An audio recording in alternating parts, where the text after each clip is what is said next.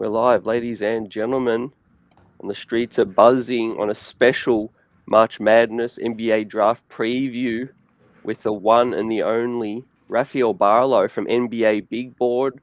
But EJ, and welcome, Raf. Man, glad to be on. Thanks for inviting me back.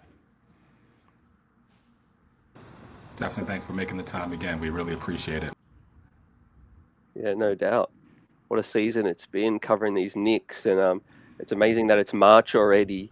And RAFAEL, I know you're really busy this time. And what have you noticed from the Knicks this season? Do you have any observations from what you've seen?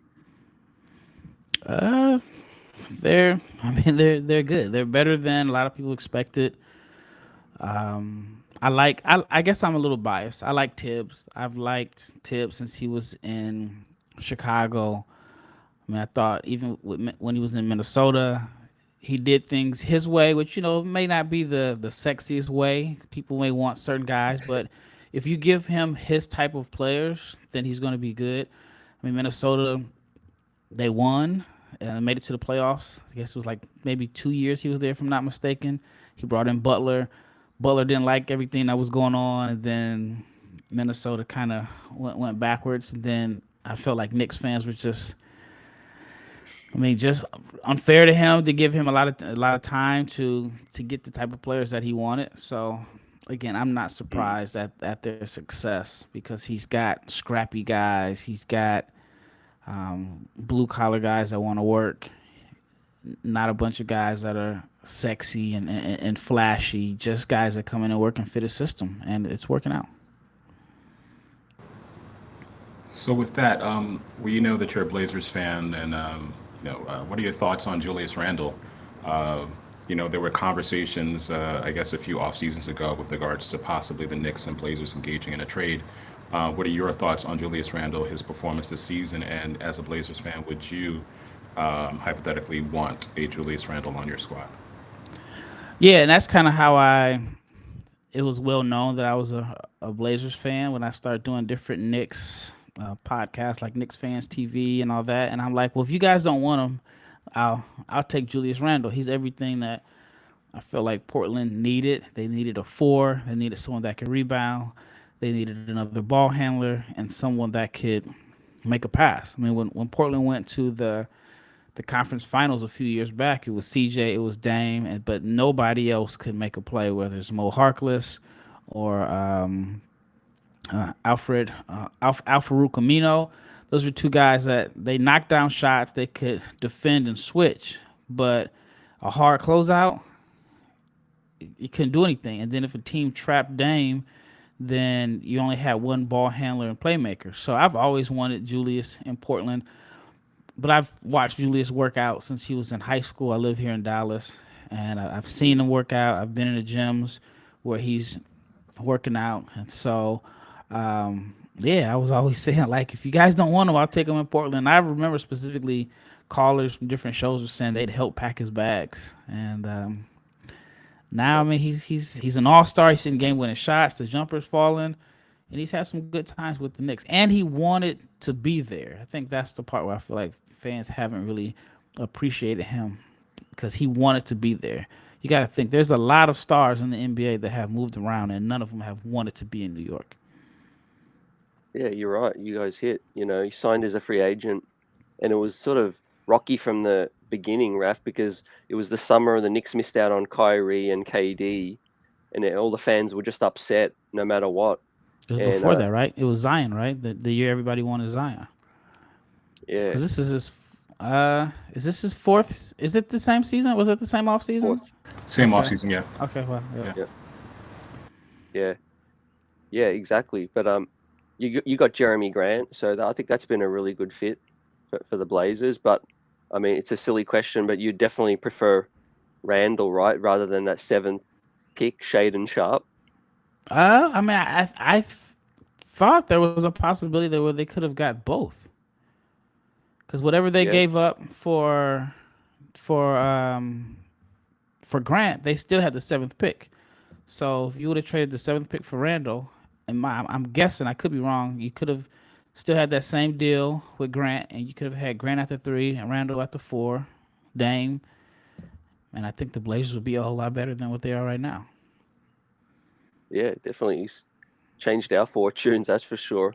Yeah, Dame is getting And older. He's like 32. So, I mean, I they're in a tough situation in a sense because, I mean, I feel like Dame's loyalty has kind of made it kind of worked against the team in a sense because if they know he wants to be there, then there's really not an extreme amount of pressure to bring in veterans. I mean, think about how LeBron used to put his foot on Cleveland's neck and Miami's neck, where you had to just keep getting veterans, even though it wasn't always good for the team and turnover, but they always had to continue to try to get veterans and not necessarily develop guys. But he won. Well, in Portland's case, it seems as if they know Dame wants to be there, so you can still keep trying to bring in younger guys and try to develop them. While if Dame put a little bit more pressure, then I feel like you would have had Randle and Grant. And I mean, I think that team, especially the way the West is wide open, I think that team would have been pretty good.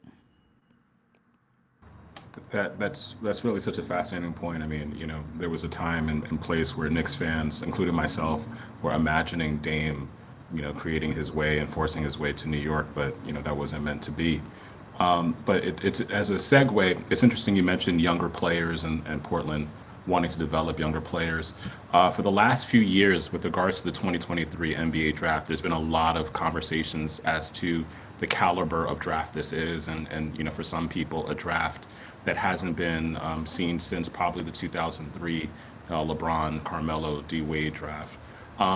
If you could summarize this draft in 20 words or less, how should us who are NBA fans who may not necessarily be as well versed in terms of possible talent, how would you summarize this particular draft? It is not 2003. I can tell you that much. That's less than 20 words. Not 2003. You look at 2003. You got LeBron, obviously, D Wade, Bosh, Carmelo. I mean, it's hard to duplicate that draft. This draft it's a lot more uncertainty, to be honest with you. I think it is considered top heavy, but so for the people that I hear talking about that, I would argue that most haven't really watched most of the guys that are projected to go in the top 5. I mean, Wembanyama's games, I mean, they're on NBA channel, but they're during the middle of the day. They're not as accessible as watching college basketball. The Thompson twins, most people are just kind of caught up in the highlights. Not saying that they're not undeserving of the praise, but most people haven't really sat and watched an overtime elite game on Amazon Prime. And then same with the G League. It's not like the G League ratings are going crazy. So when people tell me that, I ask them, like, how many games have you watched? While just think about the Zion year, it was easy to find somebody that had watched 5 to 10 Zion games on TV because they were on ESPN. They were on, the major networks, ABC I feel like during the weekends. I think a lot of people have not seen this draft class, but they have high expectations. They're just going off kind of like the hype and highlights, which to me can be a little dangerous in a sense. Yeah, it's fascinating that the Knicks obviously traded their pick in this draft for Josh Hart. Yeah, protected though. So if the Knicks don't make the playoffs, which all indications look like they will, but they will end up with the Dallas selection, which is an interesting dynamic. In terms of that, it's projected at 17. The Luka Kyrie pairing is 1 and 4, I believe. It's not quite looking. 2. They won 2. They won 2. Yep, they beat the Clippers and they just won against Philly. I was at that game. That's right. Nice. Yeah. They just won their last game. But in the Wild West, gentlemen, it's still going to be interesting to see how high Dallas can finish. But I think it looks like it's going to be the 15 to 20 range, which for the Knicks, and based on what their current roster is and what Thibs is looking for, there could be some guys that they're honing in on in terms of the wing spot. RAFAEL, fit, best player available. I think, if the Knicks were to maybe trade out of this draft, could a guy like maybe, Tari Eason, what are your thoughts on him as a nice wing fit? I know he's having a great year. You think they would trade with Houston? I think Yeah, if they were to Eason. trade out of this draft, I think they would be Okay. looking for a defensive wing. Yeah, Eason is a Thibs guy, a blue collar guy that's going to get after it. I think with Thibs is you have to understand like what type of coach he is. You have to trust him. If you hired him, then you have to trust him and let him pick the type of players that fit his style. And I think Eason is that guy, a blue collar guy, someone that wasn't highly rated out of high school, has kind of had to crawl his way to get to where he's at. I mean, when he transferred from Cincinnati to LSU, wasn't like it was a big deal. Had a breakout season at LSU, and I mean, he rebounds, he defends. So he is to me like a Thibs guy all the way. Here's a question for you, Raphael. You know, CT and I discuss all the time. You know, what are the next steps for the Knicks, the organization, the front office, praying and hoping that the front office starts to align their vision with Tibbs, if they believe that Tibbs is the long-term coach for this team. But at the Can I success, add something real fast? They have to, because if they don't, he's not going to play the guys that they bring in. and he's done that. He's done that. You know, where Yeah. they draft players or they trade for players, and he's like, nope, not playing that guy. Yep. So my question for you, because I think that the Knicks, they seem to have this upward trajectory. They seem to be doing well. They seem to they're becoming a team to be reckoned with in the East and maybe for the years to come. For this particular draft, do you draft, particularly with the Dallas pick, do you trade away that pick if you don't find someone you like, or do you just simply draft the best player available if you were the GM of the Knicks? You know, I think it's very common for people to say you draft the best player available. But to me, if the best player available is a 4, then he doesn't do you any good because Randall's there, Toppin is there. So now, is he really the best player available? So you have to go with a combination of both, unless there's a plan to move Toppin. But yeah, I just think that you go with a guy that is a combination of the best player available. And if he's not the best, but if he is a better fit, then if it's the second best player is a better fit, then you go with the second best player, in my opinion. As far as like players, I mean, I guess the Knicks will probably be looking for wings and outside shooting. And I think this is a draft where you will be able to find some pretty good wings that can shoot in that draft range. Brice Sensabaugh, I don't know if he will be available. I think that he's going to really light it up in the pre-draft workout circuit. I mean, he's like 6'6", he's like 230 pounds. He has a good one-on-one game, so he can create his own shot. But then he can also shoot over 40% from 3. I think he would be a really good fit. He has the body and the toughness that Tibbs would like, but I see him kind of rising in the pre-draft workouts because I think when you get to those one-on-one and two-on-two drills, he's going to be really tough to guard, and then he can shoot. So he could be a riser. Ryan Rupert is someone that I think could be an option. He is a good defender. Definitely kind of like a Tibbs guy. Will get after it. Crazy wingspan. I think he's like 6'6" or 6'7". So yeah, 7'3" wingspan, and he's gonna make his mark early in his career on the defensive end. Jett Howard could be in that range. It's Juwan's son. He has a good size at 6'8", 215. I think in theory he's a good fit, but I don't know if he's blue collar enough to where Tibbs would like him. You know, Tibbs wants you to get after it, be blue collar. I don't think Jett is a fit as far as the mentality because he's a guy that's 6'8" and he just doesn't rebound, right? So I think part of like playing for Tibbs is being tough and being able to mix it up. And we're talking about a guy that's 6'8", 215 pounds, and he averages 2.8 rebounds per game.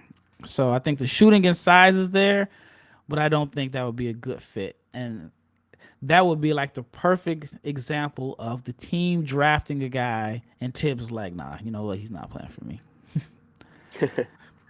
Yeah, I think your thoughts on Rupert, and obviously he's playing down under. He's quite raw, but he's got that tool. You know, the 7'3" wingspan, and he's getting better as the season's going along. Do you project him to be around that 15 to 20 range? Yeah, yep. I mean, I've seen some people think that he could be in a late lottery, but I think 15 to 20 is like a perfect landing spot for him. Yep. Yeah, that's great because you have projected him in your latest mock in 19, which is right roughly where the Knicks are at, with this Dallas selection. So and also he shares the same agent as Evan Fournier, as you mentioned. Yep. Yeah, I mean that would be good for him to have another. I know Knicks fans aren't too happy with French prospects.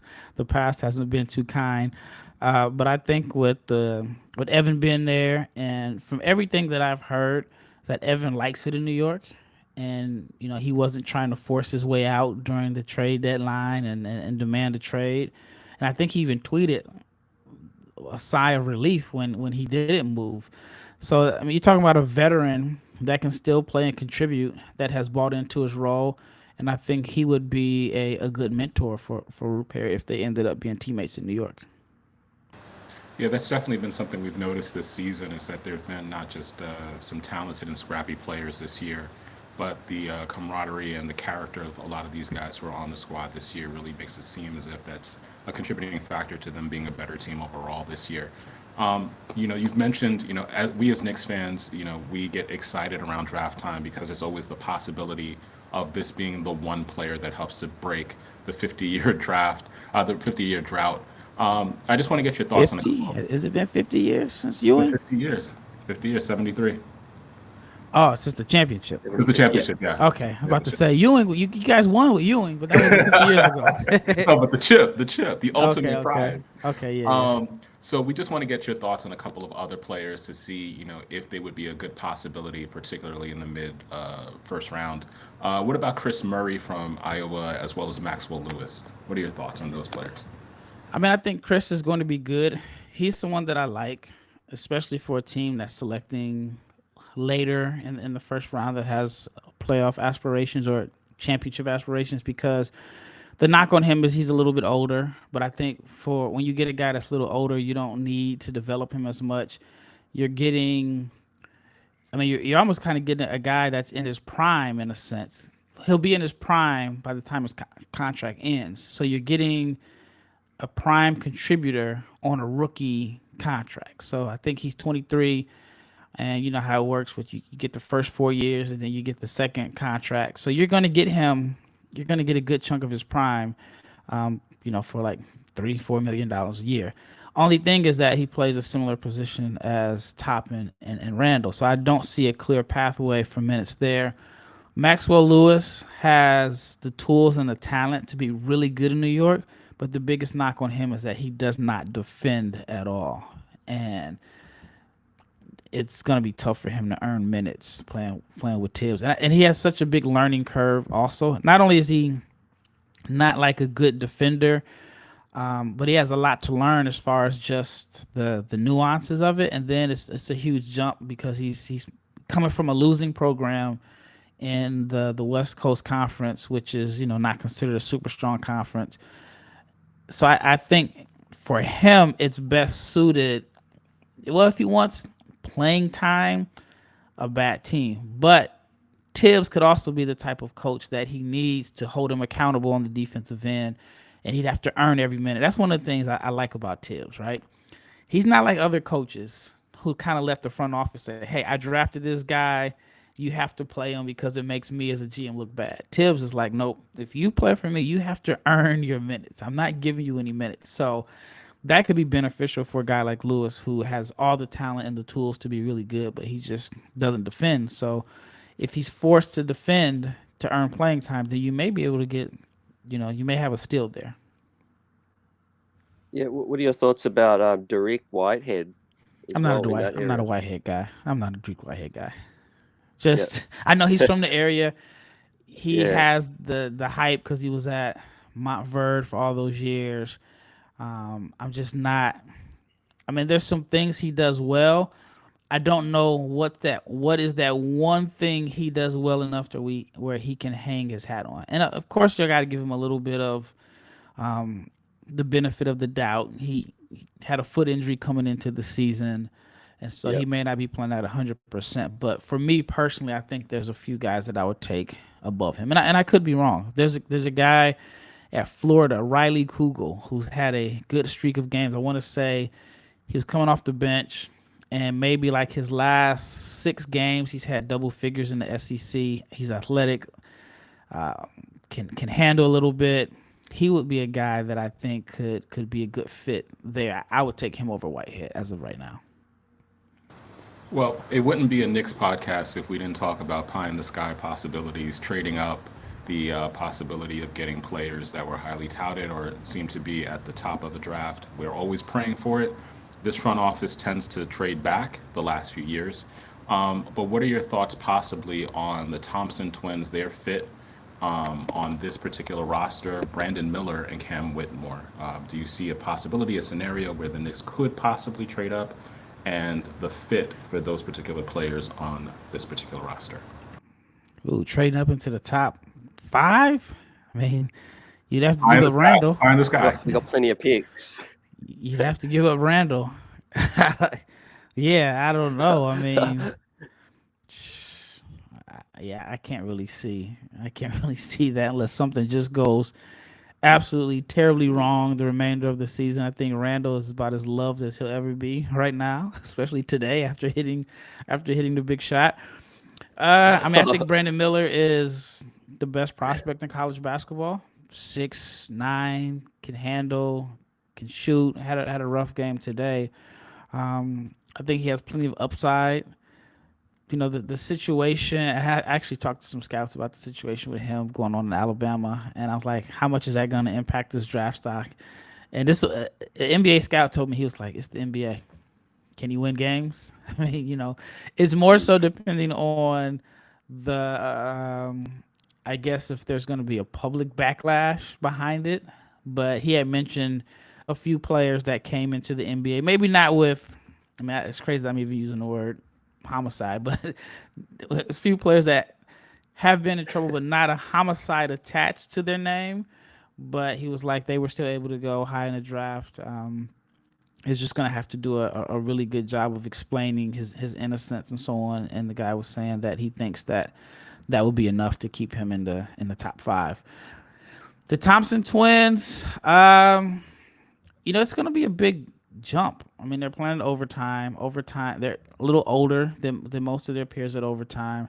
A lot of people have called overtime basically just glorified AU, glorified high school, which on one hand is not bad because remember, everybody's been saying, oh, we need the high school guys to come back. We need the high school guys to come back. Well, overtime is like high school basketball, but you have the best high school players. So it's not like, you know, your typical high school.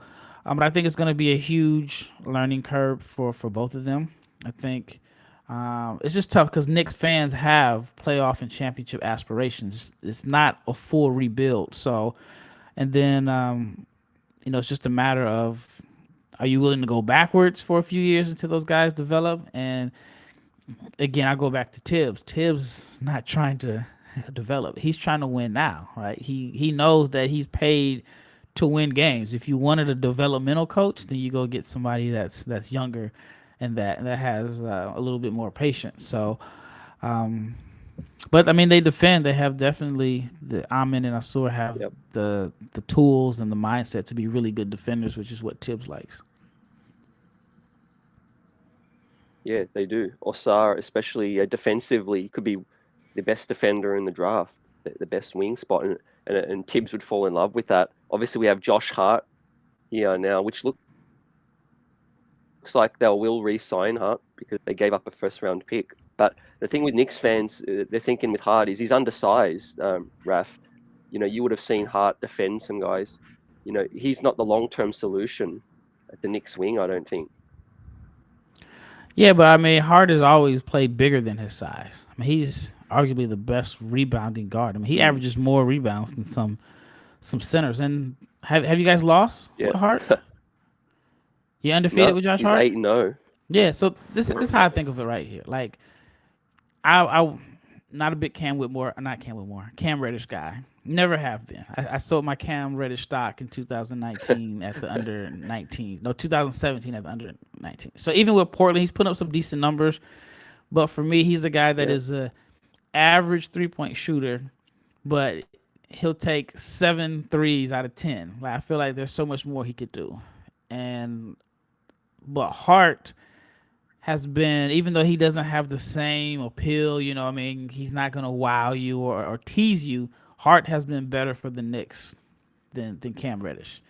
And I think Hart, even though he's a little bit undersized, he rebounds, he defends. He comes from a winning program in college where he's actually won. And I think that was a great fit. But, of course, it's a Thibs, blue-collar guy.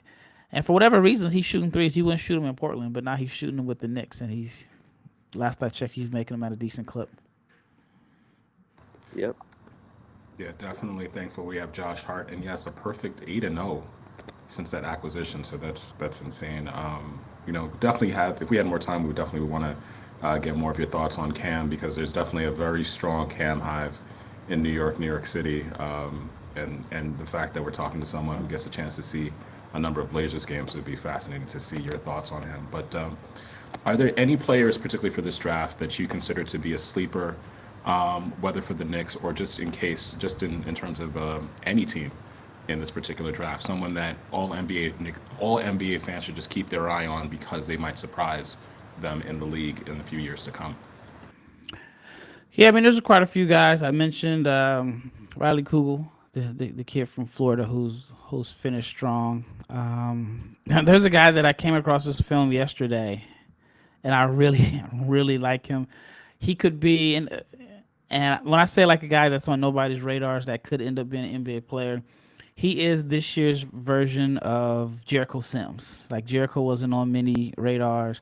His name is Braxton Meah. He's at Washington, 7'1". He's Jericho Sims. Maybe not as explosive, but he's big. He's athletic. He's got some toughness. I've seen him dunk backwards in the crowd at least 2 or 3 times. Not really talked about, was at Fresno State for 2 years and didn't play much, but he was behind Orlando Robinson, I think he was with the Heat at one point this year. Maybe he still is on Miami. Went to Washington, not posting great numbers. It's like 9 points, maybe 7 rebounds and a block, but he is the type of athlete that could thrive at the dunker spot or being like a vertical lob threat that a lot of people aren't really talking about. But for New York, you kind of already have quite a few bigs there, so it wouldn't be the best fit for him. I'm trying to think. There's some guys that can shoot, but Riley Kugel would probably be the guy that, for like New York, that I think could come in and somehow be a decent fit. There's a couple of UCLA kids I want to get your thoughts on, which I feel are Thibs guys, a bit older, ready now. Jaylen Clark and Jaime Jaquez. Yeah. I like Clark. He was having a really good year shooting the ball, and then since conference play kind of went down, and so that is going to be the key for him, is the shooting. Defensively, he's good. He's all over the place, can defend multiple positions, has a knack for getting steals and being in the passing lanes. But the problem is shooting, right? He's the type of player that the shot doesn't fully develop. He's going to win you some regular season games, but then in the playoffs, the guy that teams don't guard, and we've seen guys have their struggles. I think about Matisse Thybulle. Everybody was high on him early in his career. Then he wasn't playing because, he didn't have enough offense to make up for his defense. Yeah, definitely. He's in terms of Clark, he's a great rebounder, similar to Hart, which I think, Thibs would love. Yeah. But in terms of, some player comps, we got a few viewer questions we'll hit on before we briefly touch on March Madness.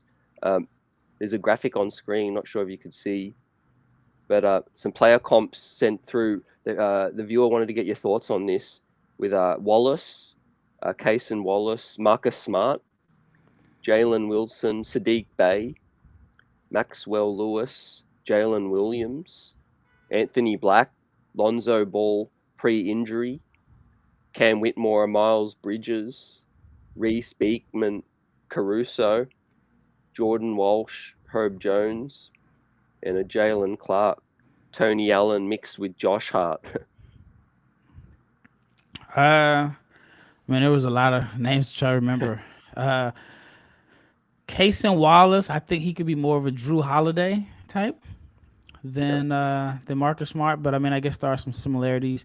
On one hand, you can't say Marcus is a natural point. Maybe not necessarily a 2, but just a guy that plays winning basketball that can play the 1 and the 2. So I think that's fair for Cason. Cam Whitmore, Miles Bridges, that's the first thing that stood out to me between those two guys. What was Jaylen Clark? Who was this comparison? Sadiq. I thought it was Jalen Wilson. Jason Wilson, yeah, sorry. Yeah, Jalen Wilson has been really good. Another Dallas guy. Cason Wallace is from Dallas.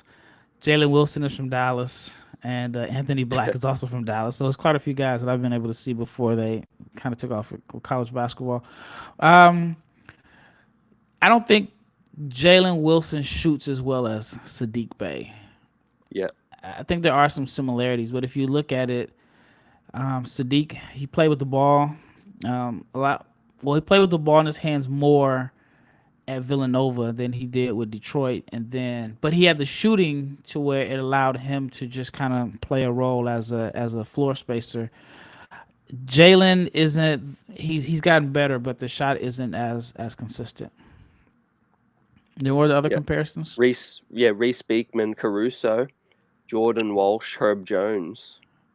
Yeah, I don't see Jordan Walsh, Herb Jones, because I mean Herb was playing a little bit of point, like point forward. Jordan is just really athletic right now, and I mean he struggles shooting. I mean, even if like you watch Arkansas, if they have Walsh and Black on the floor together, they have no floor spacing. So that's something that Jordan's going to have to work on. I personally think he should come back to school. Yeah, I think he's not a guaranteed first round pick. Arkansas has money. He could probably make more money in NIL, go back to school, play 30 minutes a night, and develop, as opposed to being a second-round pick. You end up going to a team that is trying to win. I would much rather play in Arkansas and make NIL money than be going back and forth between New York and Westchester. You know what I mean? So I think it would be in his best interest to return to school. But a lot of guys, their minds are made up, their bags are packed before they even play their first freshman game. I mean, I just think about guys from last year, like J.D. Davison. Like, how good would he be if he played for Arkansas this year? I mean, Alabama this year. He's in Maine. He's not playing. I mean, even like Sharif Cooper. If he would have came back another year, he would have played with Jabari and Walker Kessler. Right now, he's lighting it up, averaging like 26 a game in the G League, and he's kind of forgotten. So with NIL, I don't think anybody should be gambling on being a late second-round pick where you can go back to school. Yeah, I think, and also Anthony Black, Lonzo Ball, pre-injury.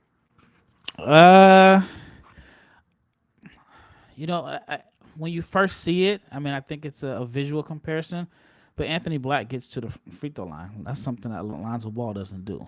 Lonzo's a better shooter, especially in college. He's a better shooter, but Black, he finds a way to get downhill and get to the foul line. I think he might be averaging like 5 free throws a game. I don't know if we've ever seen Lonzo Ball average 5 free throws a game. And if he did average 5, he may have got like 2 of those late in games when teams are trying to stop the clock and foul. But as far as size and passing and all that, I do see some similarities, but I think their games are a little different. And one sleeper we want to get your thoughts on is another French prospect, Sidy Sissoko. Yeah, Sidy should not be a sleeper right now. He should be a first-round pick. If I'm not, what's that? Yeah, he's definitely rising. Yeah, he is. I thought I was gonna watch him play when he came here to play the Texas Legends, but he was out sick. But the last few games he's played really well. The knock I had on him was he has such a great body and handle, and I felt like he settled for too many jump shots. Like if he had a screen, he would shoot the step back 3. But now he's getting downhill, and he's second in the G League out of wings and dunks, which is a good sign. Yeah. Athleticism, E.J. athlete, I see. Yep. Yeah, definitely. Just one quick question from me. Obviously, March Madness is March. Are there any teams we should just pay attention to aside from like the big powerhouse teams, obviously, but any teams that if you are an NBA fan, you should definitely make an effort to check out their games during the March Madness. Uh, I might be a little biased because I'm from Omaha, but Creighton. I mean, they play in the Big East, so that's the New York metro area has some teams that they play. They've been a little disappointing this year. I thought they were going to be like a top 5, top 10 team, but they have possibly 4 guys that could be NBA players. From Ryan Kalkbrenner, who's kind of like your old traditional center, but doesn't really mess around the basket. You have Arthur Kaluma, who I thought coming into the season was going to be one of the best returning players or best sophomores. He hasn't made the jump in progress as I would have liked, but he's still a guy that could end up being like a top 60 player. Then you have Baylor Shireman, who's a shooter, but good passer, rebounder. Kind of reminds me a little bit of like a Luke Kennard type. And then they have Trey Alexander, another guy that I think could end up being an NBA player. If Creighton gets hot and they put it together, then they could make a tournament run and also have 4 guys that could legitimately have a shot at being the top 60. Well, it's only going to be 58 picks in this year's draft, but 4 guys that could end up hearing their name drafted. Yeah, and another possible trade out target I want to get your thoughts on is Josh Minott. I think he could fit nicely with the New York Knicks. I mean, shooting is going to be the key for him. Super talented and he's still raw. I think he's had some big games in the G League here and there, but it's still like a developmental player, right? And so, I mean, if you're a Knicks fan, are you trying to win right now, or are you still trying to be young? I mean, you guys are good. Like, I feel like there's some Knicks fans that are still skeptical and are used to like not being good, that you want to find these diamond in the roughs and kind of like develop them. But I don't know where a guy like Josh is going to be able to get the developmental minutes because New York is I mean, they're good right now. The Hart, yeah, like it sounds like you're a big Hart fan and you feel like what we're seeing, he's undefeated. He really has taken the team to another level where we are competing. We got experts thinking we can win a series against the Cavs and the Philly, possibly. Zach Lowe on his latest pod said he could see, not like he would favor the Knicks, but he could see them winning a series against them. I think they can beat Cleveland. I mean, right now, what is it? It's a game difference. So I think a 4-5 Cleveland matchup is pretty likely. That'd be good, considering the storylines with the whole Donovan Mitchell, RJ Barrett thing. But yeah, I mean, I think New York could beat. I think they could beat Cleveland in the series. If Grimes took another leap, EJ as well, we've got to expect that some of these players like Quickly and Grimes will develop more. Yeah, definitely. As someone who doesn't watch a lot of kids who are growing up in terms of playing the game, and for someone like you who's really in the beginning of the process of seeing players even before they hit the league, aside from the stat sheet, what are some of the things that we as fans should start to look towards to really see if a player is developing or if they have the ability to be a serious NBA prospect? Are you talking in terms of like for the Knicks or just Wizards period? battled the Raptors at 5 p.m. Are you talking in terms of for the Knicks or just players period? I think EJ, he means for the Knicks. Okay. Yeah. I mean, outside of the stats, I mean, you just got to look at things like their positional size and what would be their role. Like, there's a lot of guys that can score, but what would be the skill set and what would be the role that they would play on the Knicks that could contribute to winning? And that's, to me, that's the main thing, right? If you're a shooter, can you come in and play a role as a floor spacer, or are you going to play a role as the perimeter defender or the backup point guard that wins every plus minus, that makes sure that the team is not in the deficit when the starters come in? So figuring out their role would probably be the best way to try to evaluate prospects. Yep, definitely. Well, yeah, it's been great talking about this prospect. these prospects in this draft that you described as top heavy, but obviously a lot of talent. Are you going to be attending the Nike Hoop Summit this time? I think so. I haven't been to the Hoop Summit before, but yeah, this year my plan is Hoop Summit. The McDonald's game is in Houston, which is not too far from me, so I'll be at the McDonald's game. Final Four is in Houston also, and then I'll be at the Combine. Yep. Yeah, on that note, we got the Combine in just 2 months away. Players like Shaedon Sharpe may have slid a little bit because of his reluctance to participate, whereas a guy like Jalen Williams took an opportunity. With the Thompson twins, there's so much question marks over their level of competition. Do you feel like if they do not compete in the Combine, some scouts may look at it like they're trying to, sort of skip that competition? I don't know. I mean, I don't think Sharpe slid. I mean, he went 7th, so we knew Chet, Paolo, Jabari, Keegan Murray. We knew those guys were going 4. We knew Ivy was going 5. We knew Matherin, so I don't think he was going to be able to pass any of those guys up.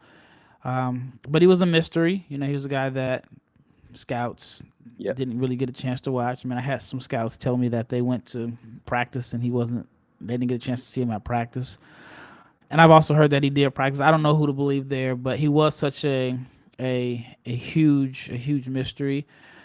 I mean, if you're the Thompson twins and you're projected to go top 7, let me go back. I try to look at it from 2 different ways, right? I try to look at it from the team perspective and the agent perspective, right? If you represent Amen Thompson and you know that he's going to go top 5, why would you put him through the Combine? Why would you put him through the Combine where he's going to go through shooting drills and maybe he shoots 2 for 10 on corner threes? Now you know what I mean? Like, that didn't help his stock. So you basically tell teams like, hey, if you believe in him, then you got to gamble on what you've already seen. We've already given you 20 games, and then you bring him in for an individual workout. But if you're a team, you definitely want to see. You want to see how well he shot the ball. You want to see him in person if you haven't. And if you're a team like the Knicks, you want to see, all right, can we work out some type of deal where we can, trade up to get him? So I try to look at it from 2 different perspectives. Last year, I think I had like 33 of my top 60 players did not participate in the Combine. But the guy that did was Jalen Williams, and he shot up to a lottery pick. And so it definitely benefited him that other guys didn't play. Quentin Grimes. He played, yep. Bones Highland did a couple years ago. So, excuse me. So there is, 2 sides to it. But if I'm an agent and I feel like my player is comfortable in the top 10 in that range, then only thing he can really do is hurt himself, hurt his stock. Yeah, I agree. 100%. EJ? Yeah, definitely. I mean, it's really great to have that level of insight in terms of trying to understand it from the team's perspective, the agent / the player's perspective. In your experience, has the way teams and scouts look at players changed with things like the emergence of the G League / the D League, with Excite, with all these international players? How has scouting and what scouts are looking for, has that changed in the last 10 plus years? Yeah, definitely. I mean, I would say it's probably changed the most because the game has changed, right? So you look at Zach Edey at Purdue. If this were 2003 instead of 23, he's probably the lottery pick, right? You look at guys. What's the big kid from Iowa? I can't think of his name right now. That was killing a couple years ago. Plays for the Wolves. I can't think of his name right now. You look at guys like that, traditional back to the basket centers, wide body guys that can just dominate in the post.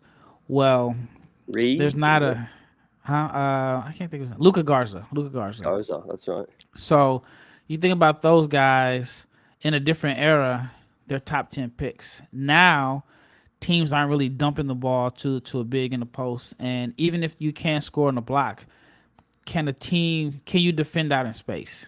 Because all teams are going to do is run a high screen and make you defend out in space. And we actually saw with Edey, he struggled against Indiana.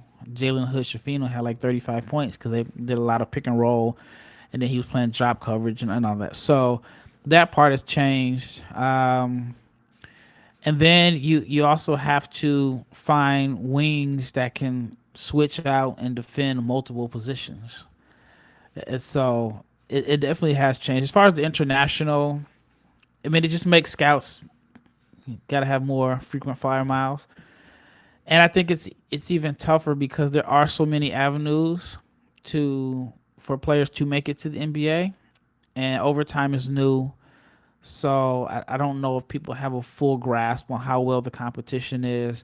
Another thing with overtime that I've heard scouts mention is that you don't know how well a player handles pressure. There's no Big East championship. There's no, going to Cameron Indoor Stadium. There's no going to, Lawrence, Kansas.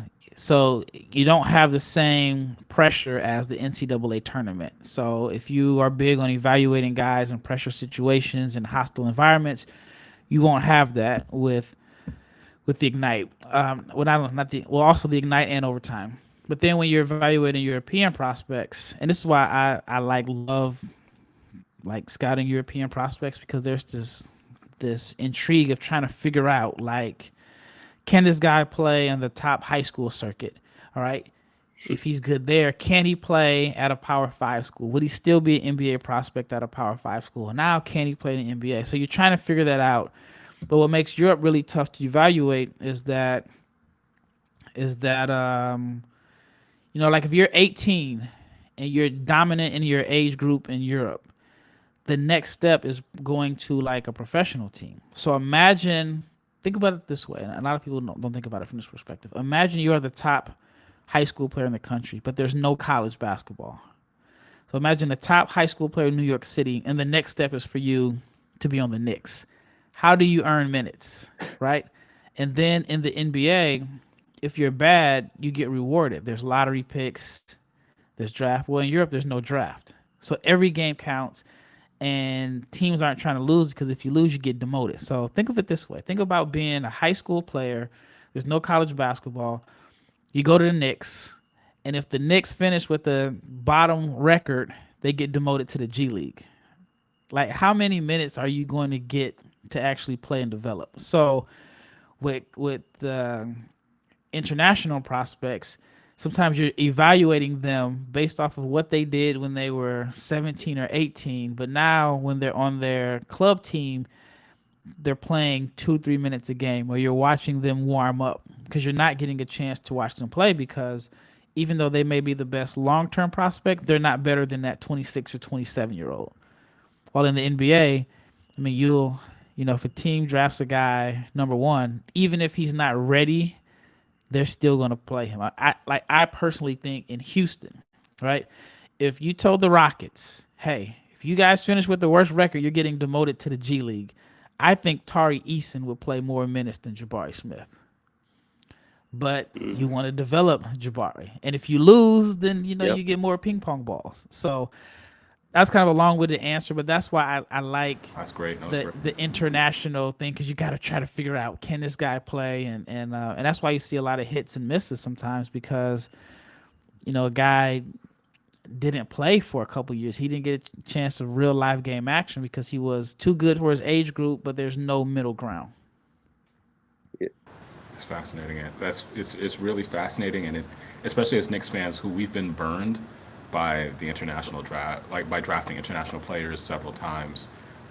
It's probably the best explanation of why those draft picks, how you can understand how a front office can make a pick that, years later we look back on and say, you shouldn't have drafted that player, but really having more of a nuanced understanding of how you can make a bad pick because of how the different basketball systems work internationally.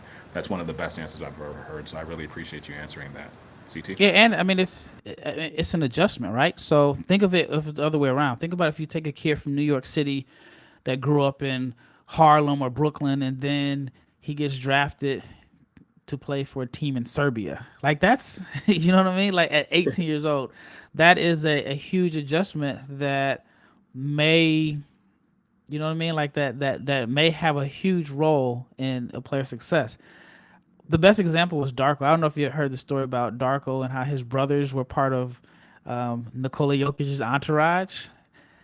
That was a great story, and that was obviously 2003, where the NBA didn't probably have a real plan for the adjustment of guys. But you can easily see how it can be a huge adjustment. And I know guys that finish 4 years of college, they go to Europe and the adjustment is too big for them. They blow it their first year. Now they really can't get back over there because they made such a bad name for themselves. And it's so many facets and so many reasons why a player succeeds and doesn't succeed. And like I tell people all the time, think about you when you were 19 years old, and if somebody gave you a contract and you were getting 250,000 every first and 15th, how mature would you be?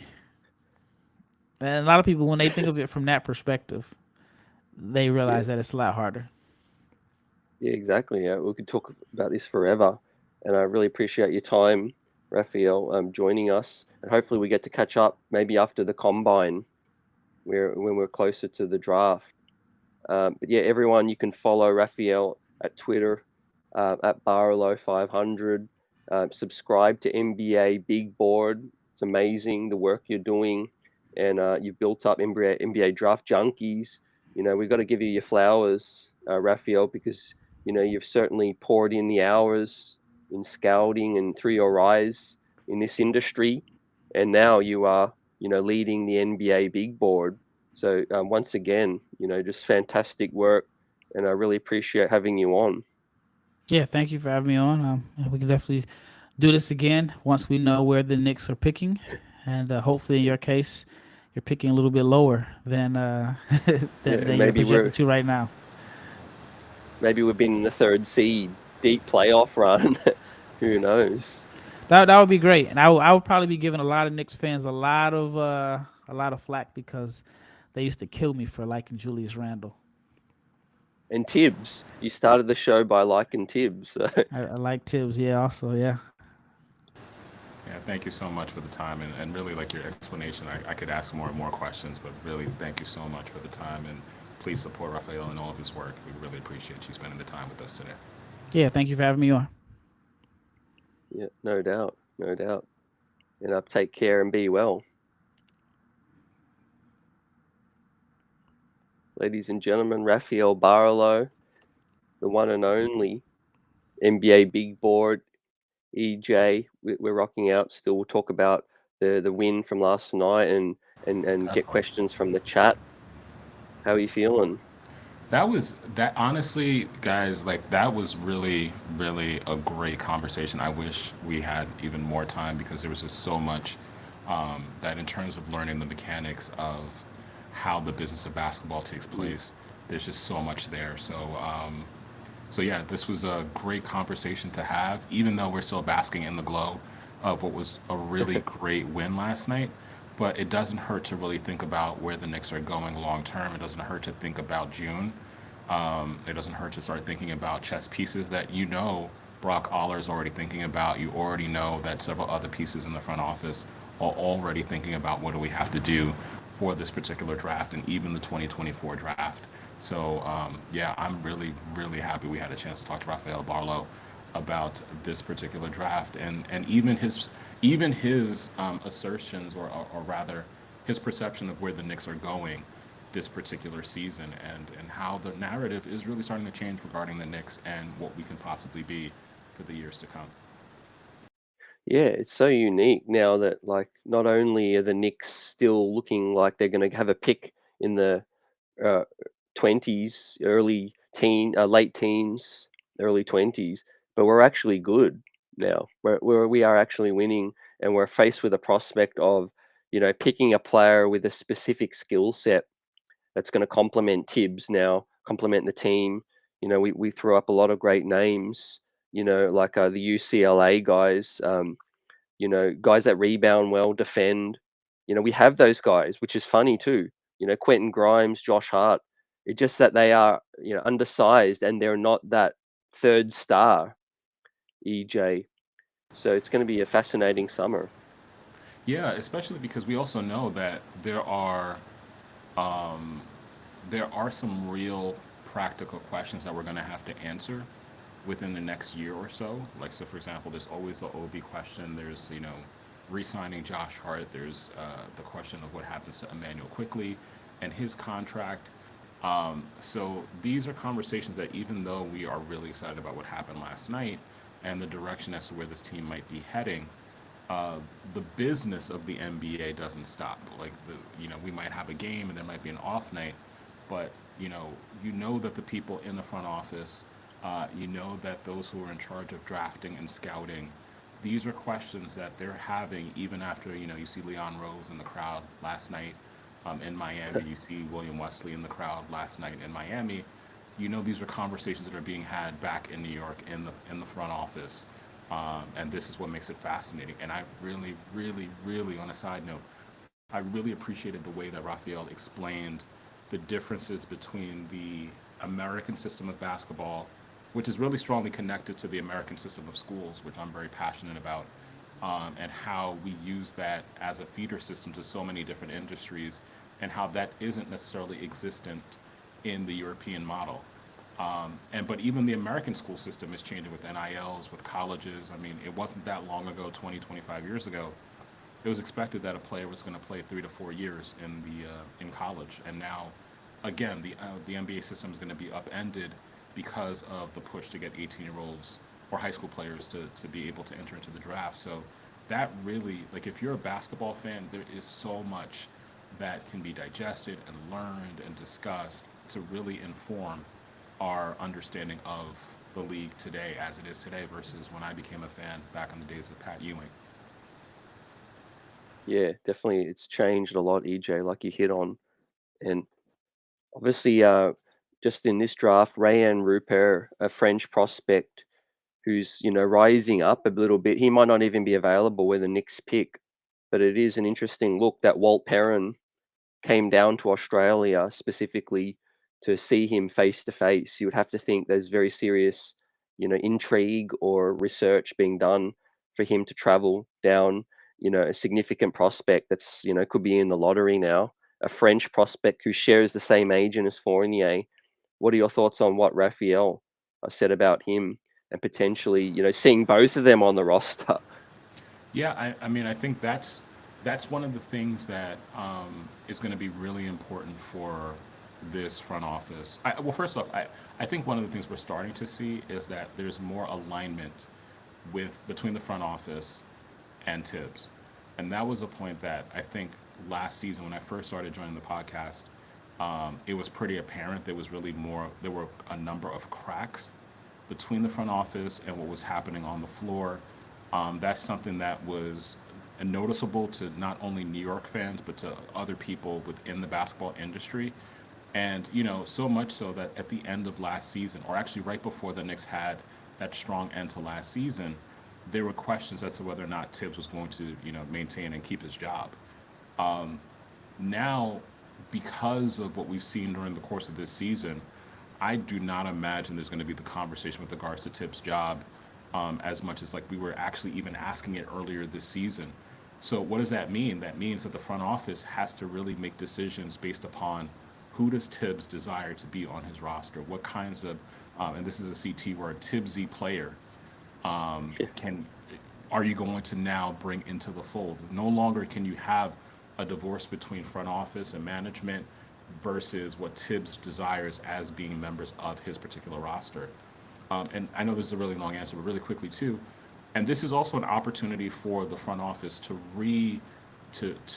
recreate or to reimagine the perception that we have of international players, because of Frederick Weiss, because of how the KP tenure went, where it didn't end well, it ended acrimoniously, because of Frank Ntilikina.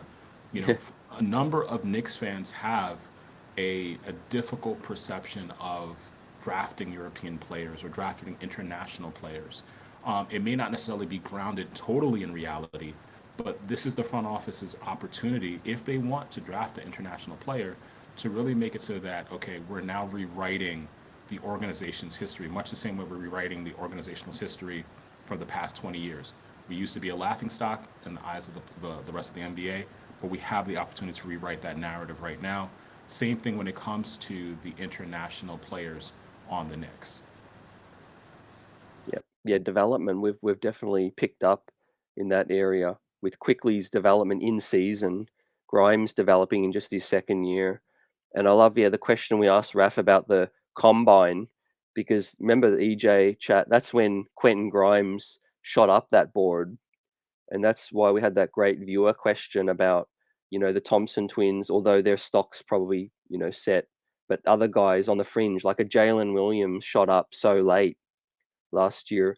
Like a Rupert is currently in the NBL finals in a best of 5 series, and they're in game 2.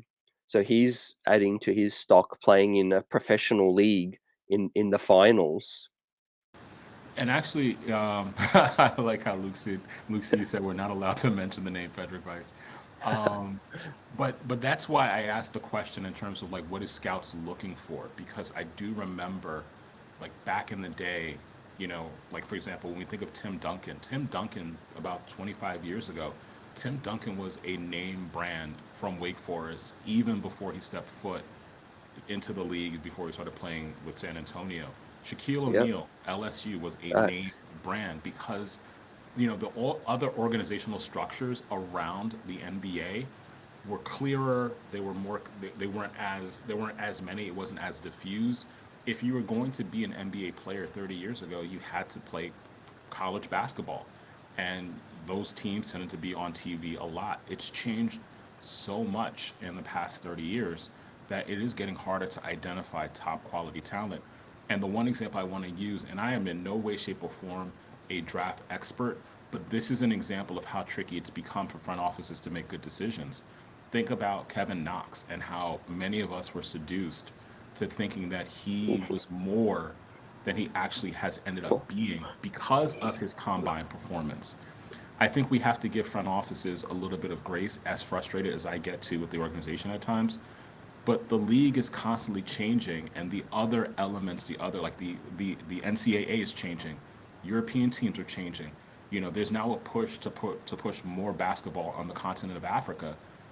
All of these things are changing under our feet, under the organization's feet, under the NBA's feet, and you're trying to make headway in terms of like, how do I evaluate this player in all of these different contexts? And that's how you end up with the Kevin Knox decision because of the combine. Maybe the combine doesn't play the same exact role it played 10 years ago.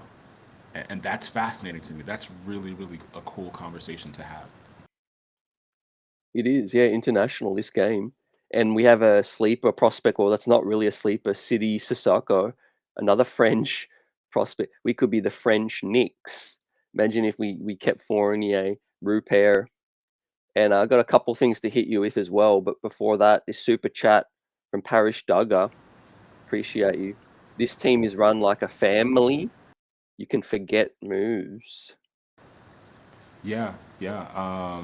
The, it's it's one of the reasons why, like I think last night or it might have been the time before, we talked about how the roster seems to be incredibly different from last year.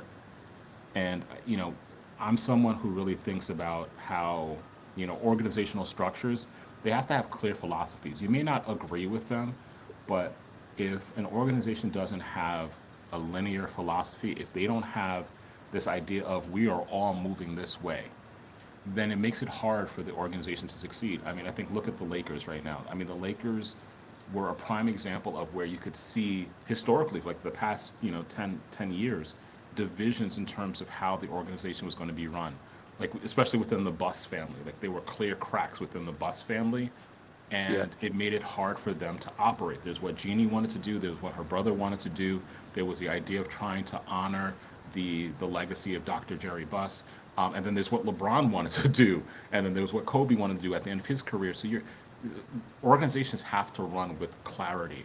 One of the things that I like right now about this particular team is even though Evan Fournier is not playing, there's a clear understanding. I'm still going to play my role. I'm still going to be prepared.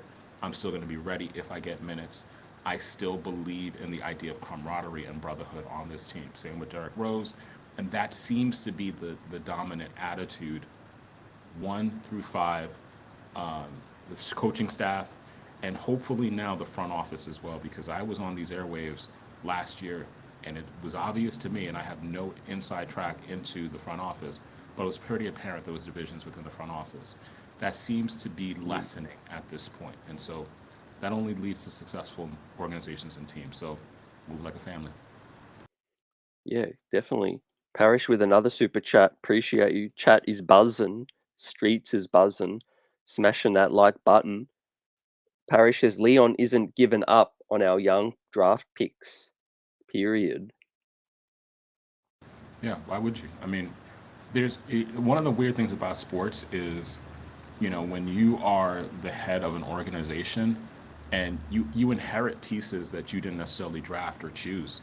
And so that was the case with Leon. Like when he came in, I think what was it, 3 or 4 seasons ago, there were definitely pieces that he did not necessarily have strong connections to. We see this in all of the professional sports. And, truth be told, whether I agree with it or not, if you are the GM, if you are the president of an operations and you don't agree with what a previous administration did, you have the right to give up on those pieces. However, Yep. it's natural that for the pieces that you chose, the pieces that you made moves to acquire, you'll have more of an affinity for them. So, yeah, it's clear that Leon has some pieces that he likes and some ideas that he has in terms of where the direction of the organization. My only hope is that there's more clarity in terms of ensuring that what the front office and what Thibs wants, they're more in line, they're more lockstep. Yeah, we're definitely gonna make some consolidation soon. I think you got guys like Rocas, who's a stash. The Knicks are set up to make that move. I think to make that next step because Raf said it himself. He's like the Knicks are winning now. They're good. So Knicks fans are still trying to pick out these diamonds in the rough. But that's the mentality we used to have because we were always trying to find talent. Suddenly we found ourselves where we've got a plethora of talent. We just got to mesh them all and find the right fits. And speaking of Washington, EJ, what are your thoughts on Washington possibly getting into the playoffs? They're in 10th. They're in the play-in with just they're tied with ninth basically, just at 1.5 games back of the Hawks in 8th. And if they make the playoffs, we get their pick as well. Washington is one of those teams. We both had certain teams. For those of you guys who are diehard Knicks buzzers, if you are constantly buzzing, there are certain things that CT says. There are certain things that I say. There are certain teams that we're each fascinated by. So CT was constantly like, he doesn't get Charlotte. He was throughout the course of the season, he was saying, I don't understand Charlotte. He also was saying, I don't understand Chicago. The two teams I've been on, actually the three teams I've been on, the Lakers, Brooklyn. You guys have heard me throw a lot of shade at Brooklyn. But the other team I've always been like, I just don't get them, is Washington. Washington is one of these teams that has talent, but the talent never seems to really coalesce or perform as well as it theoretically should. I think luckily for Washington, there's some teams that have already started bottoming out.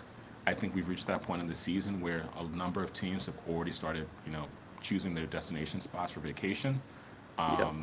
So like Detroit, for example, they're already checking out, okay, where am I going to go for vacation? Who am I going to hang out with? What are we doing over the summer? So that only makes it so that it's easier for a team like Washington, who conceivably should not make the playoffs, will make the playoffs. Again, Brooklyn, there's a level to which we might see a free fall. Just like that baby you might hear crying in the background. It's not my baby, but it's like some of these teams are crying because it's really the end of their playoff aspirations. And so I think Washington may actually benefit from it. And as a result, we benefit from it. Not because they deserve it, but just simply because of what's happening in the rest of in the conference. Yeah, I think they're definitely trying to win still with the threesome of Kuz, KP, and Beal. They could cause some issues against Atlanta, Toronto, in a play-in situation. It's going to be exciting. I think the Knicks might look like they're sitting back and don't have to participate in a play-in, EJ. We can just enjoy it and see who's going to get those last 2 spots and hopefully get pummeled by Milwaukee and Boston. Oh yeah, they're gonna get pummeled badly. I mean, and like part of it too is like the the talent that they have, that's not where they belong. Um, like Atlanta is another team that really bothers me because that seems to be a team that quit on its coach, and we never know like the internal issues that exist within an organization.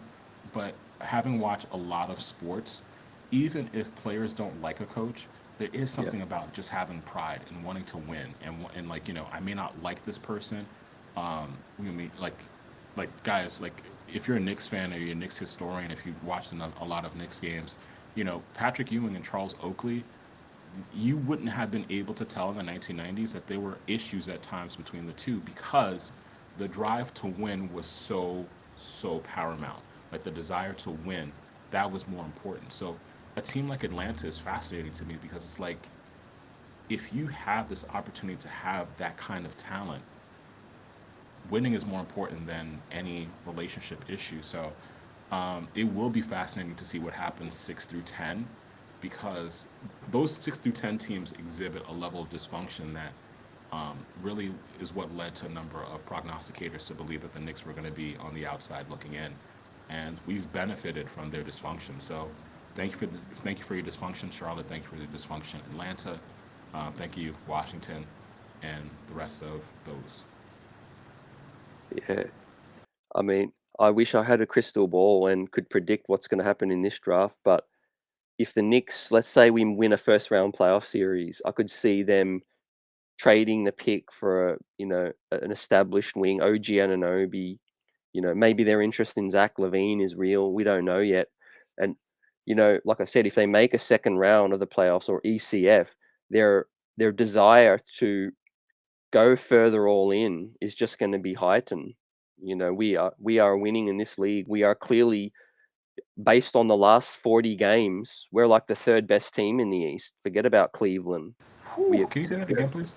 we're like we're like the third best team, second best team in the East over the last 40 games. So like we're as good as anybody recently, and we don't know what the Josh Hart thing and what everyone else clicking can look like for a whole season. We only have that sample size from those when we change the rotation. And we don't know what the fall like we don't know what the fallout is going to be for certain moves that might happen after the season. So, for example, I can easily predict that there are going to be moves that the Nets make because they're going to realize some of these pieces don't make sense to bring back in a Yep. 2023 2024 season. Like, can you imagine a Joe Harris sticking around in Brooklyn? Can you imagine a Seth Curry sticking around in Brooklyn? And I'm only using Brooklyn, I just want to be totally transparent and totally clear. I'm only using Brooklyn as an example where if certain teams decide, okay, this composition, this makeup of players don't make sense, it didn't really do us well last season, then all of a sudden you have questions to answer if you're the Knicks.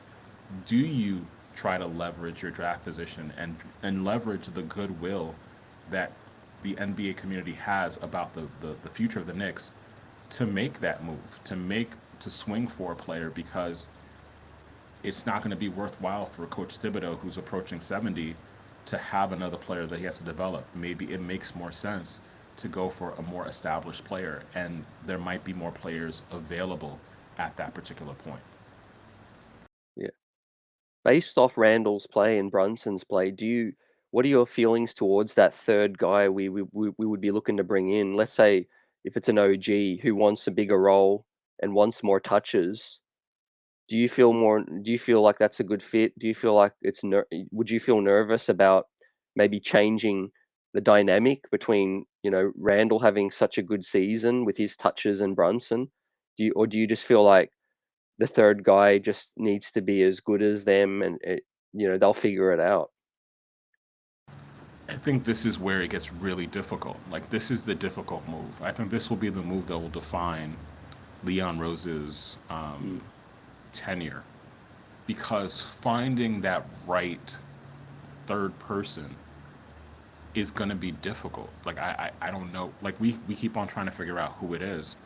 it has to match, like the talent has to match the personality of the organization. The talent has to also match the personality of Tom Thibodeau. Like as Raphael mentioned, Thibodeau has a particular kind of player he likes and that he's going to play, and he seems to be stubborn enough to say, if I don't like this player, I don't care how much the organization gave up for that particular player. I don't care where that player was drafted. I don't care how many picks we gave up to get that player. I don't care how much money we've paid that player. I'm not playing that player. Guys, I can give you specific examples for all three. As much as we wanted Obi to play more, Tom was like, Yeah. nope, not going to play him past 12 to 16 minutes. I don't care how much money Evan Fournier received. Tom is like, nope, he's not playing in case of injury. And in the case of how much money he gave to how much money a free agent received, we have Evan Fournier as an example. But then even trading, we see what happened with Cam Reddish. We gave up a pick for Cam Reddish, and Tom was like, no. So I think this is what makes this decision so fascinating, but yet complicated, is because it not only has to be a good player, like a really, really, really good player, like an all-star level player, but it also has to be a player that fits into the personality of the team and the personality of a coach who really knows what he wants and is not willing to yield or bend to anyone else's ideas. Mm.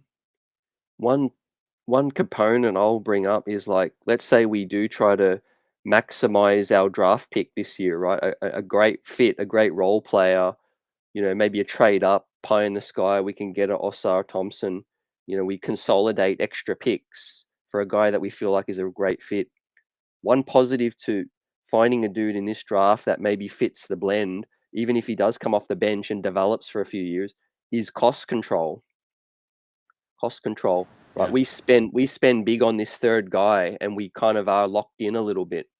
But we draft a guy who's a great fit, and maybe in a few years can step into that role because we have extra time.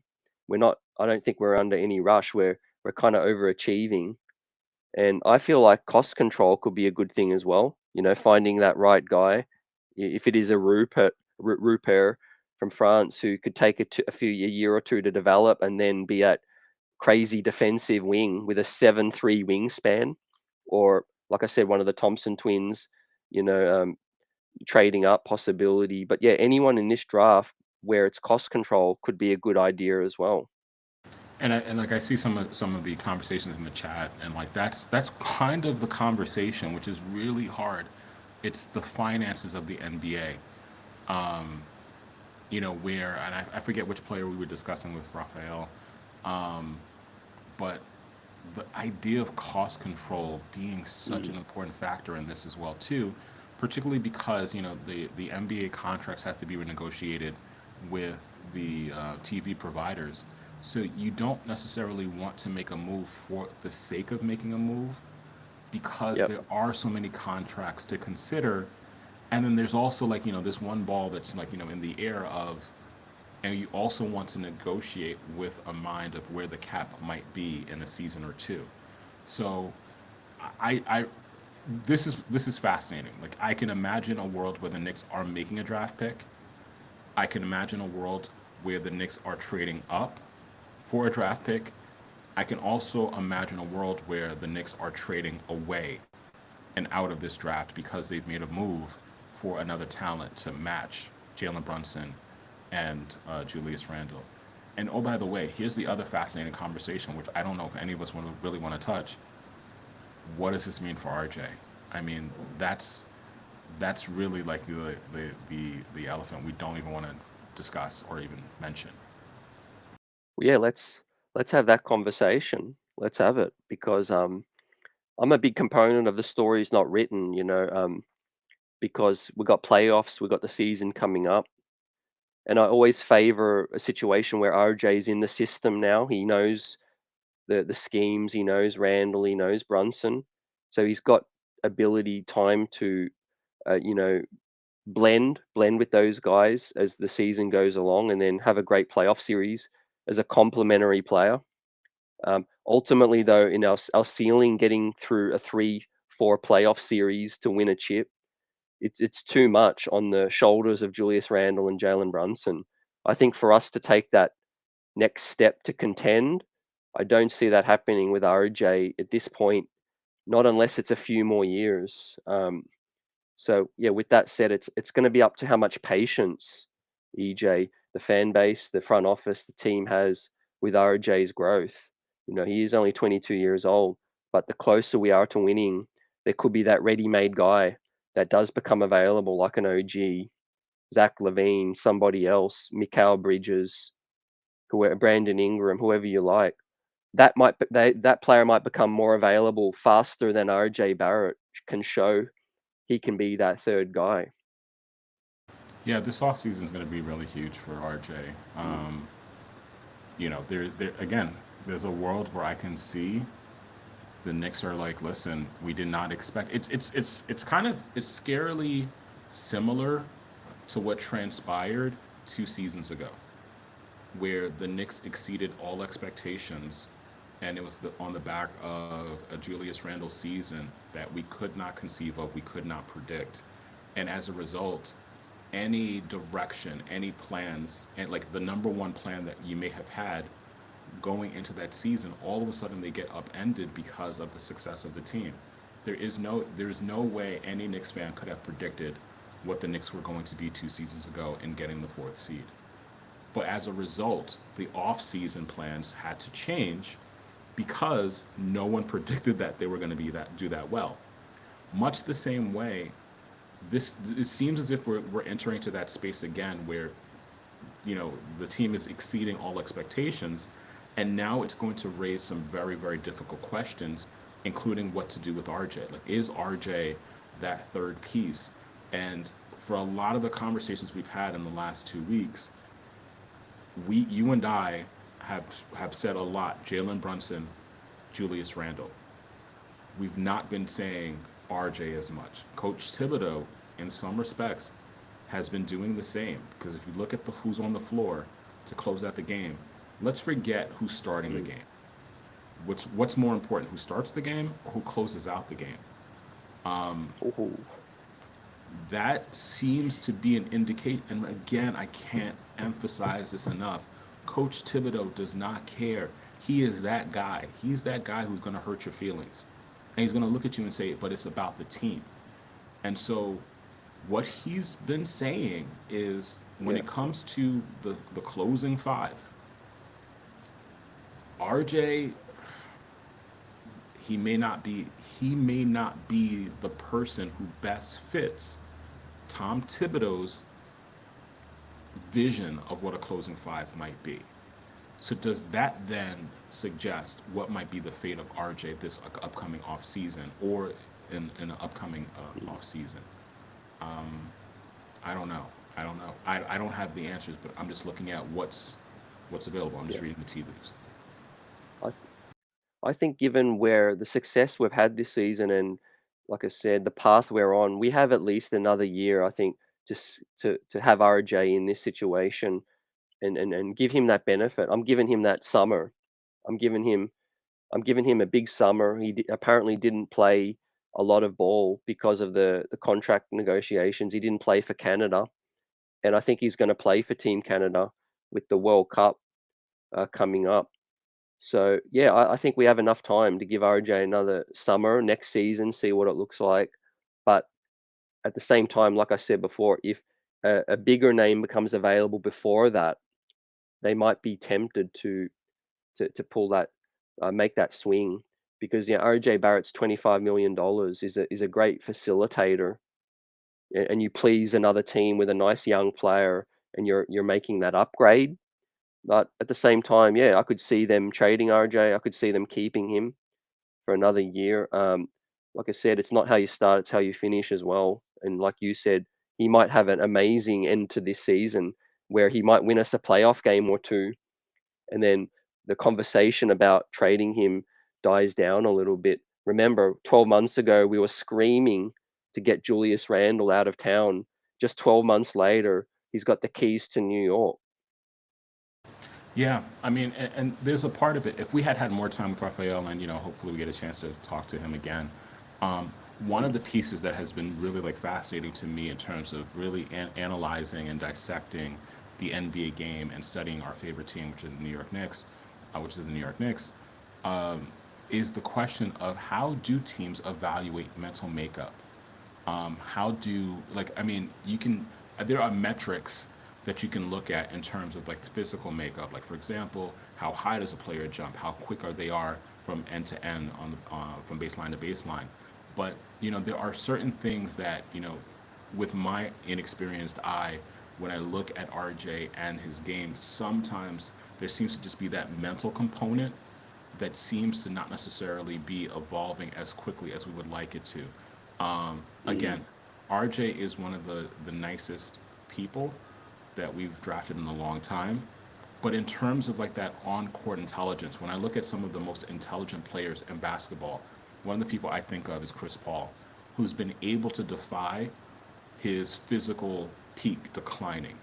Chris Paul no longer is a physical specimen. I mean, I don't think he ever was, but in terms of being able to play the game at an elite level in his late 30s, that's largely because of his intelligence.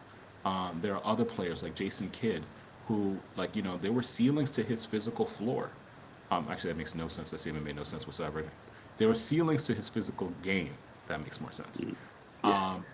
But as he got older, he started to realize, wait, I have to use intelligence to compensate for how my physical game is declining. That's my concern with RJ, is that I really want to see an evolution of his mental makeup when he's on the court, beginning to be able to say, I'm going to be able to exercise mental intelligence to match my physical ability. And I think that's when we'll be able to say, okay, clearly RJ is without question the third option, and he's going to grow into this.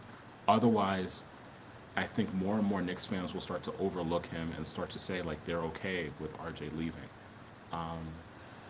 Again, it's that intelligence piece, which again, if we get a chance to talk to Raphael again, we have to really talk about that. How do teams measure the basketball intelligence, the basketball IQ, which Clyde is always talking about on the broadcast.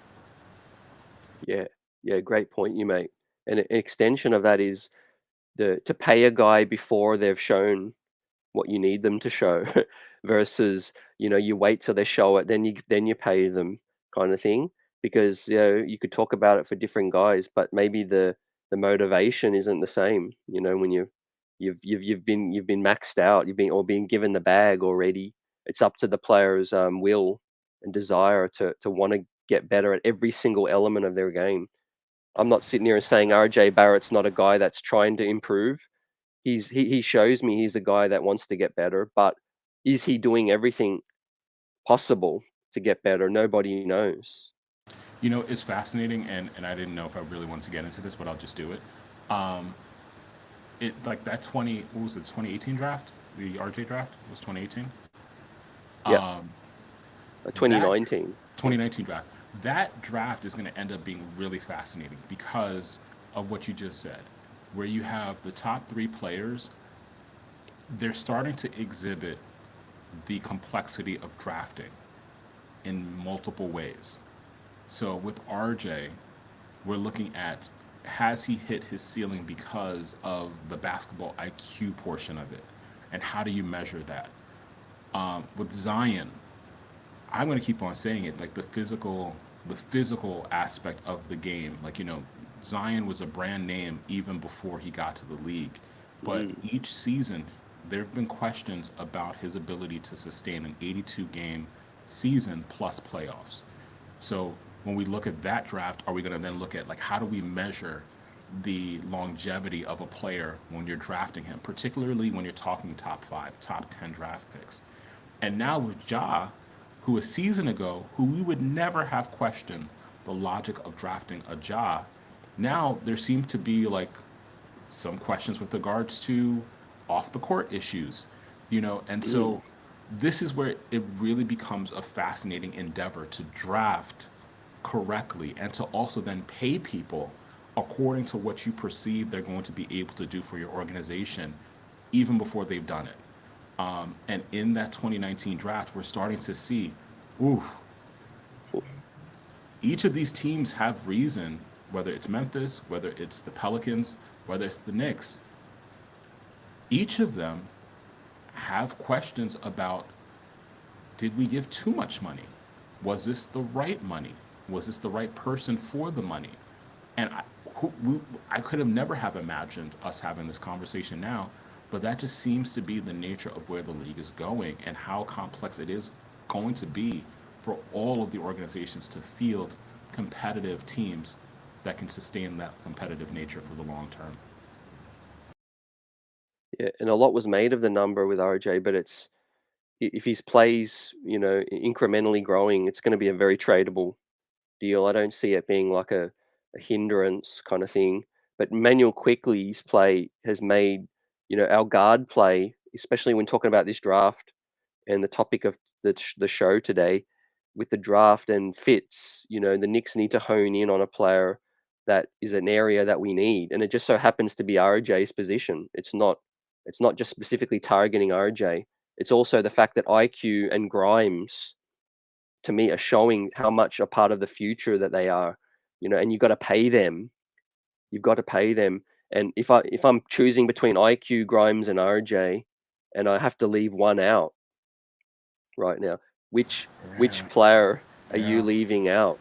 That's what's going to drive a lot of us crazy, is because yeah, the business of it, you can't keep all the players. You know, Quickly has to get paid, and that was one of the conversations in the chat. Grimes is yet another player where there are questions in terms of what is he going to be, um, what is he going to max out as in terms of a talent. One of the things I said at the very beginning of the season when we were doing our preseason show was the question of fit. Did RJ, Julius, and Randle fit? We just had about a 5-7 minute conversation with regards to the how talented RJ is. But one of the things that CT and I have been discussing is that talent is just one aspect of this. There's also the extent to which a player complements the other players on the team. And so I think if you're asking the question of who do you leave out, I think the question is really who complements Jaylen and Randle best. And I think we know the answer to that. If we're going to leave one out, like, IQ has proven he can play alongside Jaylen and Julius, and I'll leave it at that. You know. You made an amazing point. Yeah, it's about complementing what these other guys have shown. And, you look at the award season potentially, Randall, All NBA, Brunson, All-Star snub. Let's put that out there again. It was absolutely filthy that DeMar DeRozan got selected. And I think even media experts are admitting now that that was a gross oversight. And then Emmanuel Quickly is really being considered as a sixth man now. I'm hearing more noise every day with his play, and Mitchell Robinson's all defensive potential. So, like you said, yeah, complementing these guys. Obviously, RJ Barrett's scoring is needed. We got to factor that in because we are a great offensive team, and his playmaking can get better. His court vision has room to improve as well. But in terms of like complete fit with Brunson and Randle as that third star to help us get to that next level, that's where you've got to make that tough decision. It's not so much picking apart RJ's weaknesses in his game. It's like we are a good team. How can we go from being good to being great? And sometimes there has to be a sacrificial lamb to make that next step as Chris well. Bosh. Yeah. Or you're willing to just wait a few years and wait for RJ to become that third star because he's complementary. He's certainly not that third star. Whereas the facts say Randle and Brunson are a star right now. Yeah, I think like that's the point I think we want to just drive home, is that this is not to kill RJ in any way, shape, or form. again, Yeah. like when we've had these conversations, remember we've had these conversations in the context of which players best complement other players. And, you know, I remember when I was a kid and we used to play basketball on the playground. Um, One of the things we would do is that it wasn't 5-on-5 games. Sometimes it would be 9-on-9 games. Sometimes it would be like Oh, 7-on-7 games, just because like the structure of the games weren't organized. It'd be like, okay, let's try to get everyone on the court. However, when we're discussing the NBA, there are rules to what we're doing. If this were a 6-on-6 game, then yeah, I can imagine a world where, you know, RJ's on the court at the same time as Julius and on the court at the same time as Jaylen. But there seem to be issues in terms of him defining or articulating his fit on the court, and especially in a world of the big three. Um, you know, post Miami Heat, one of the lessons that had to have been learned was, you know, especially that first season, that 20, what was that, the 2010, 2011 season with the Miami Heat, they didn't win a championship immediately, and they probably had the best collection of talent. mm, The issue was, could they complement one another? I dare anyone to ask or beg this question: who was the best player in 2010? I was without question probably LeBron James. I mean, there's no question about that. But that question of who had to sacrifice, who had to do what, who had to play what role, even that had to have been figured out between them, and that's why they needed the season. And that's why I keep on saying that, you know, Chris Bosh, people forget how great Chris Bosh was, particularly Toronto Chris Bosh, and how many sacrifices had to have been made on the part of his game to figure out, how do I complement the talent of Dwayne Wade and LeBron James. You know, that's the issue that we're going to face in terms of complement and finding the appropriate fit for Jalen Brunson and Julius Randle. So I think that's the question with RJ: is he that piece that best complements um, mm. those two pieces, or are we at the stage now where he's not that person? Um, doesn't For necessarily mean you, trading him, but for he might E be. for EJ, the way you want to see this team move in which direction, which kind of player, what traits and skill sets would you like to see in that player to complement Randall and Brunson? I think that when you get to that question, if, let's say, for example, we're taking RJ out of the equation, it has to be someone who is a born natural three position. My issue with the RJ Julius pairing has always been that they seem to play games that are very scarily similar. And because of that, that tends to lead to a redundancy where you ask the question of, is RJ fast enough to play the two position, but is he too small to play the three position? You know, what elements or features does he have to be a prototypical three? He doesn't necessarily always play like a prototypical three, much the same way like we have questions sometimes about Julius and his role as a prototypical four. I think to alleviate that complement issue, if you get more of a quintessential three, that helps to alleviate some of the redundancies, and it helps to better define people's roles more.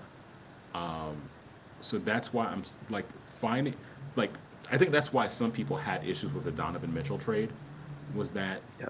Donovan Mitchell, in as much as he's a singular talent, he would have also, and I know I'm going to get into trouble with this, he would have also created some levels of redundancy that would make the team better, but it wouldn't necessarily make for the most ideal of rosters or roster rotations, because you would have two undersized guards. You would have defensive questions and liabilities. You would have times where other teams are going to expose those defensive liabilities.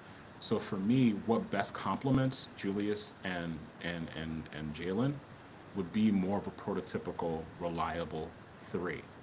Um, but getting the right one that fits Thibs' rotation and Thibs' mentality, who's Thibsy, Mm, that's more difficult. yeah. No, I appreciate everyone's chat buzzing right now.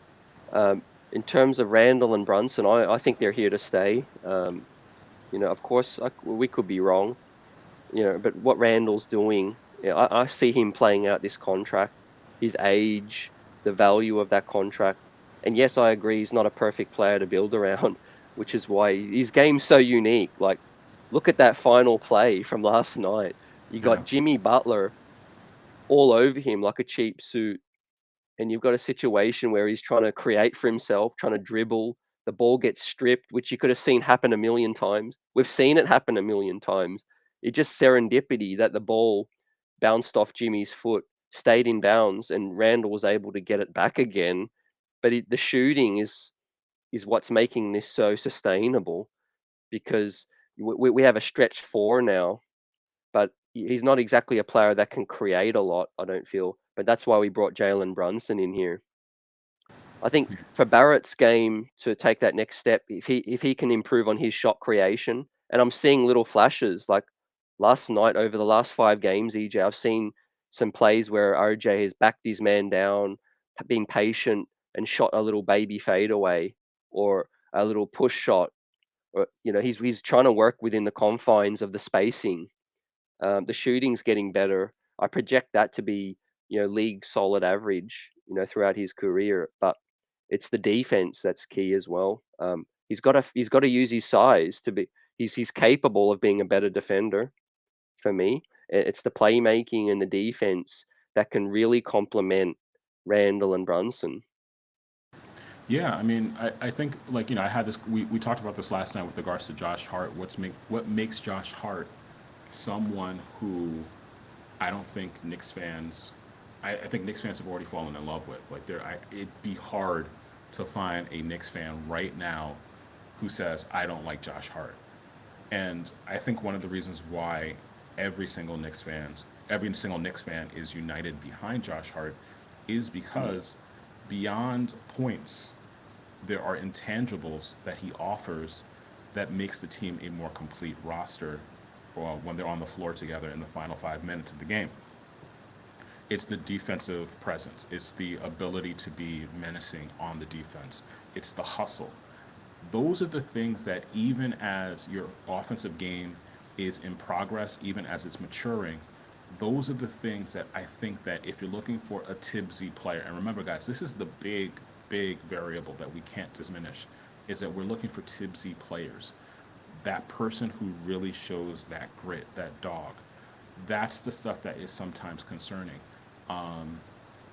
I'll just put it out there. I'll just say it. I sometimes feel as if there are certain players who are more concerned about offensive stats and not necessarily the other elements of the game that make for a more complete roster. And those are the things that when we're looking for the Knicks to really grow as an organization and grow as a team, those are the pieces that are really going to be critical. It's not going to always be about how many shots do you get off. It's about when did you take the shot? What kind of shot was it? Did you take a shot because you were doing a heat check, or was there a better shot that was able to be taken? Were you more interested in getting that better pass off than taking a shot? And that's really what I'm looking for in terms of RJ, like that mental growth. Because there are a lot of decisions when the ball is in your hand. And I sometimes feel as if that first inclination is, how am I going to get this shot off, as opposed to what might be a better shot for someone else. Yeah, just extended to that is a tricky situation with Thibs. His schemes is very isolation heavy, EJ. And I feel like if we were running a San Antonio, Golden State kind of a player movement, schematic offense, there would be more opportunities to shine. But right now in Thibs' simple offense, it's basically a lot of one-on-one isolation. So I think RJ, it's not helping RJ's habits, Randle's habits, Brunson. We're solid this year because our defense picked up, and we've got ridiculous shot makers. Like the shot making that Randle and Brunson are hitting right now is like all time in terms of ridiculous shot making. And Barrett, whenever he gets the ball, he's either like, man, I've got to, go one-on-one and try to make something happen, or I'm going to pass the ball at the last minute. His thinking isn't like, oh, I'm waiting for the play to evolve. I'm gonna wait I'm gonna hit that guy in his spot. It's like I'm gonna create, try to get to the cup, and then if I force my way into traffic, then I'll pass it out.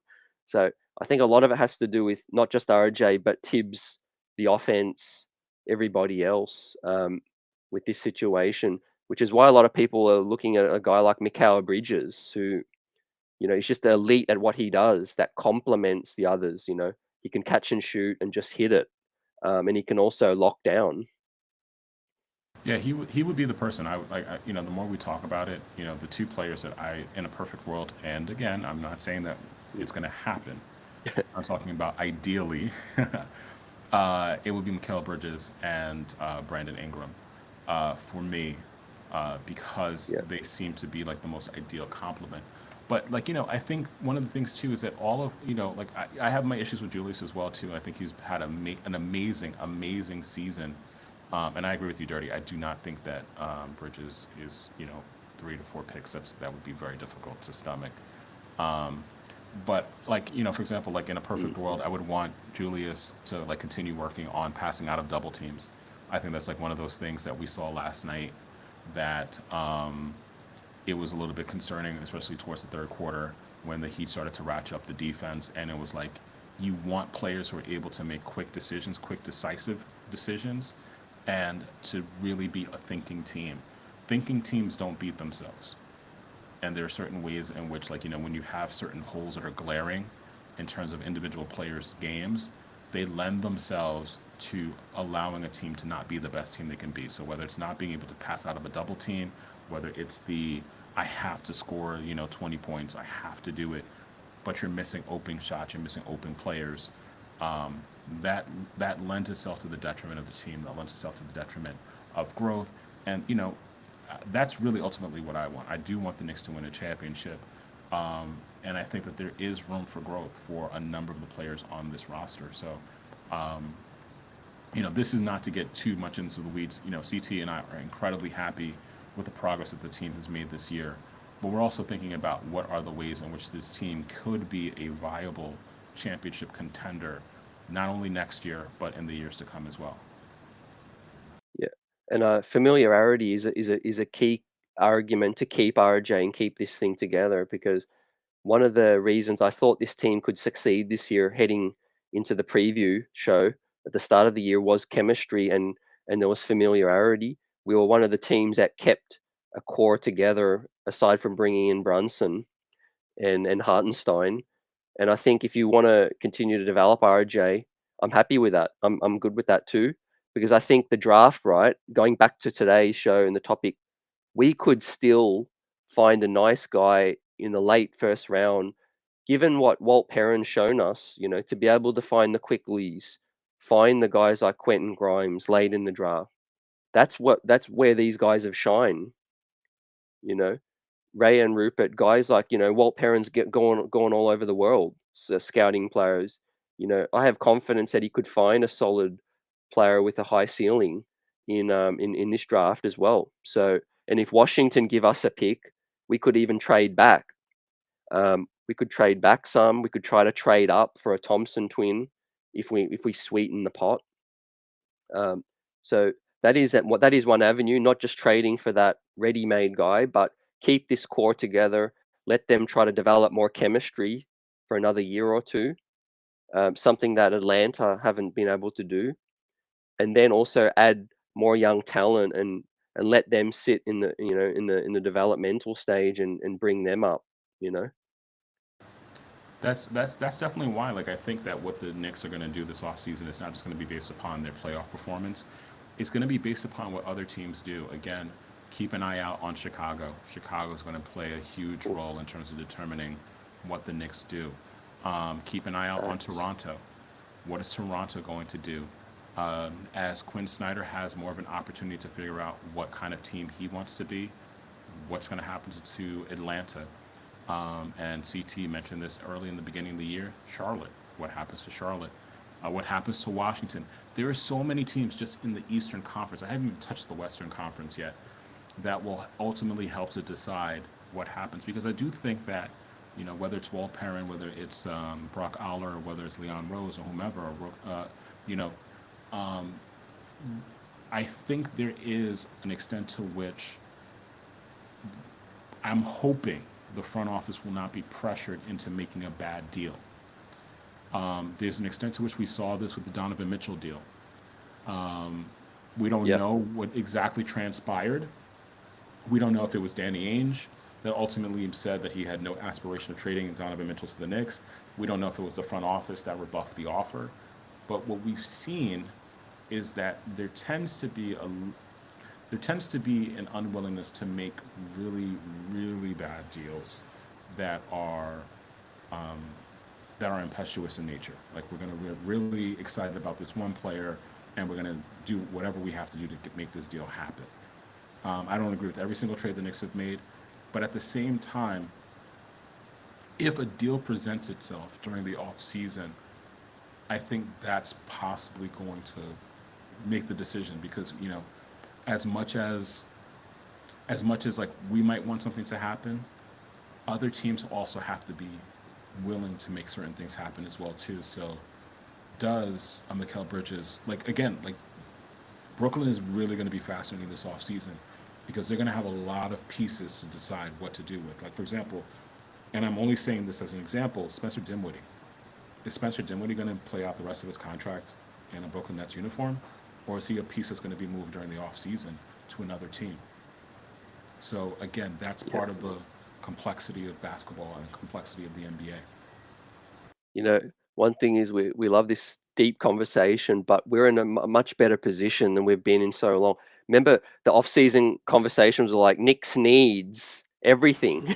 Yeah, man. It's Oof. now we're confined to a situation where we're honing in on wings. That's progress. We've got a couple of pieces now where we're not like Knicks needs everything. We were having conversations about should we sign Carmelo Anthony just so that he can have the farewell tour?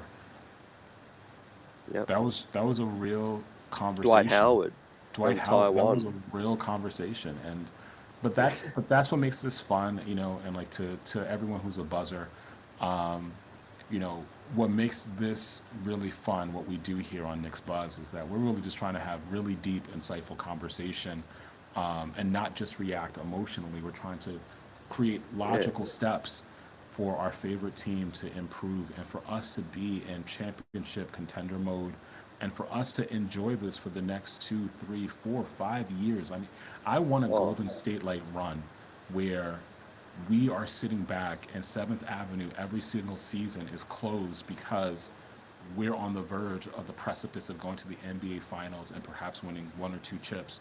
That's my aspiration. So if you hear us discuss something and we're like discussing it to like the minutia or like the little nuances or little complexities, it's because we really love this team and we're doing this because we really, really want to make this a better team. We're not complaining. We're trying to problem solve, and sometimes problem solving is really getting deep into the weeds. oh yeah, definitely. Every player could be picked apart with their warts, and I'm still gonna get on Mitch with his free throws.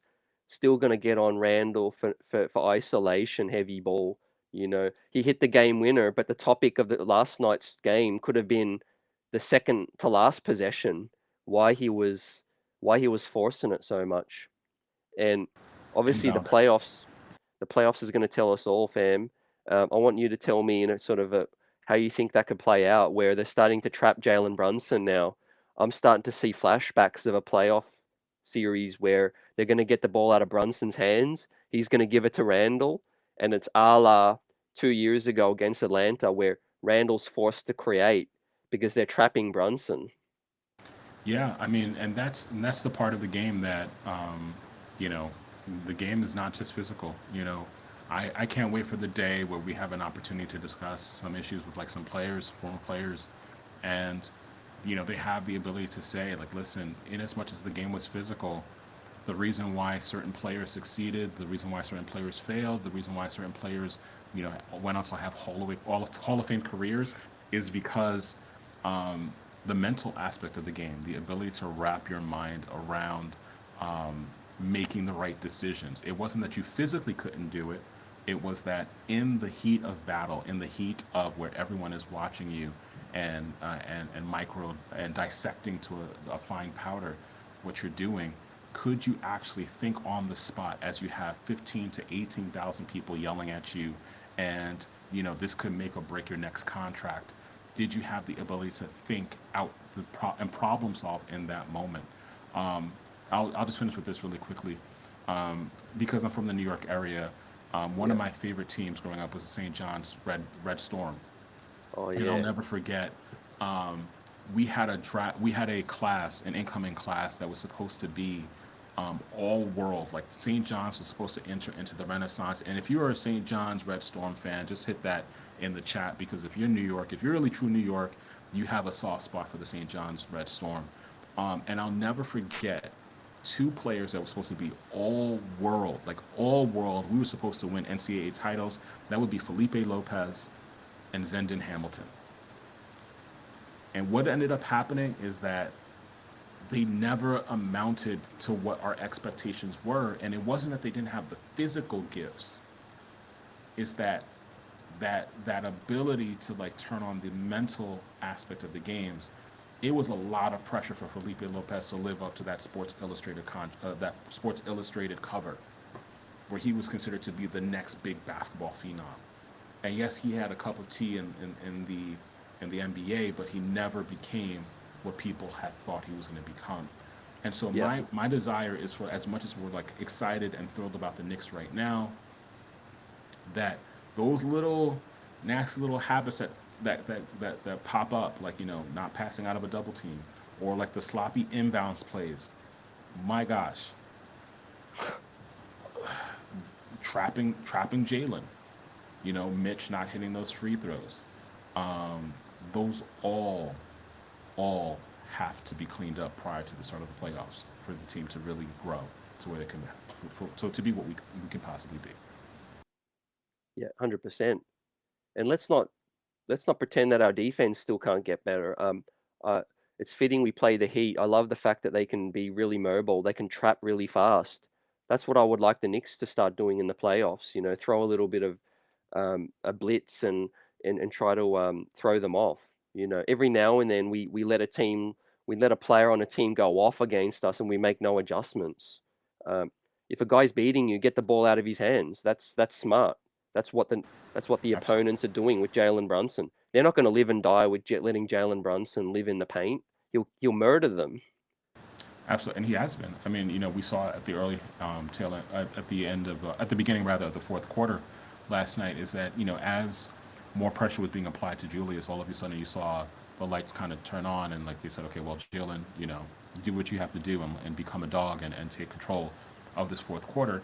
But likewise, that can happen on the defensive end as well too.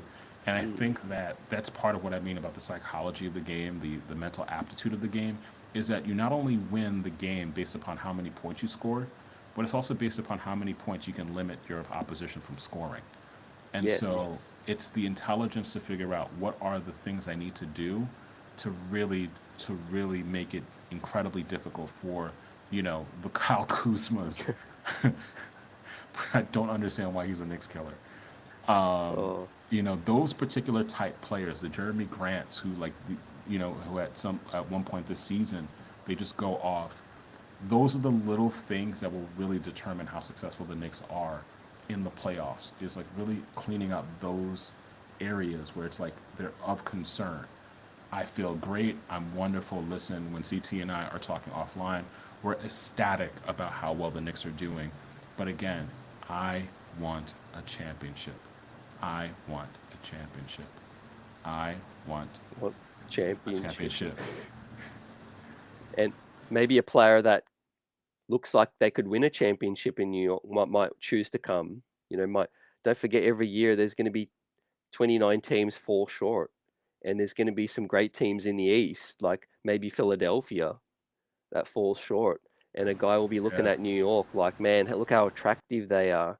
Um, look how badly Josh Hart wanted to come find himself in this situation with Thibs, and you know, some players do like that environment where their skill set is appreciated. You know. Hey, and you know what's funny too is like we haven't talked a lot about it, but you know, maybe we'll be the podcast where people are clipping what we're saying, and then, you know, they might, you know, someone might say something about this. But Yeah. people have not really paid attention to the James Harden conversation. Oh yeah. James Harden, like if you guys pay attention, there's been almost like a lot. It's not even whispers. People are like, you know, speaking aloud about this. Like James Harden seems to have his way out of Philadelphia already planned. Like he likes the idea of going back to Houston.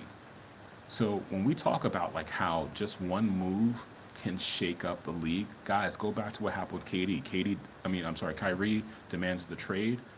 The amount of movements that took place as a result of Kyrie demanding a trade, like you saw that sort of cascade throughout the league. And so, is it conceivable in a world where Harden forces his way out of Philadelphia? Philadelphia decides, okay, we have to make additional moves as a result, because at this point we've kind of maximized the window of the championship possibilities of a Joel Embiid plus a James Harden. Um, and so that's why, like, again, this is going to be really a very fascinating off season, because I can imagine a world where James Harden has already decided, I'm not staying in Philadelphia. This is the same way he did it with Brooklyn, and Yeah. that is they're going to be waves, not just ripples, waves of effects because of that. So I am going to be sitting in the corner, like eating popcorn, with this particular off season to see, like, okay, what's Yeah. going to happen. And Jaylen Brown too. If the Yes. Celtics flame out, I could see them like, okay, Tatum's our guy. What can we get for Brown? You know, do we need another guard? I think having two players in a similar position, like I mentioned in another show, like Cleveland, if you have two dynamic guards, you need a big man to complement. It's one of the reasons why Portland with just C.J. and Dame, as good as they were just two players that would take turns scoring. You know, you need inside out game, but you hit it with Harden. He might go to Houston. The Yeah. way things are looking, yeah, Philadelphia is a sneaky candidate to have Yeah. to blow things up. This could be their last run. We Yeah. could be Yeah. looking at it with Giannis standing in the way. Yeah. And yeah, there were a couple of comments like Nick Yak says in 25, Doncic, Mitchell, OG are free agents, not having to pick up any players or picks, and we are trading for expensive hurt player. Yeah, I listen. I mean, the point of me bringing up that comment is not that I'm necessarily saying that I want James Harden. What I'm saying is that the nature of the conference can change like that, and because teams might decide, okay, we have to blow this up. If you're the Knicks front office, do you capitalize off of that and say, okay, well, this player might be accessible and we had no way of knowing beforehand this player could actually be a reasonable get. What do we do? And I mean, because that's one component of it. But then also, like, if James Harden is going to leave Philadelphia, that just means that the Knicks might have just jumped another team in terms of possible seeding for the next year. And so does that make the Knicks a more attractive destination for other possible free agents or other trade candidates? And so, yeah, so like there are a number of different ways of looking at this, this upcoming off season. And so, yeah, so I know that we're very happy with the team as presently constituted, but, this coming off season will be incredibly incredible. I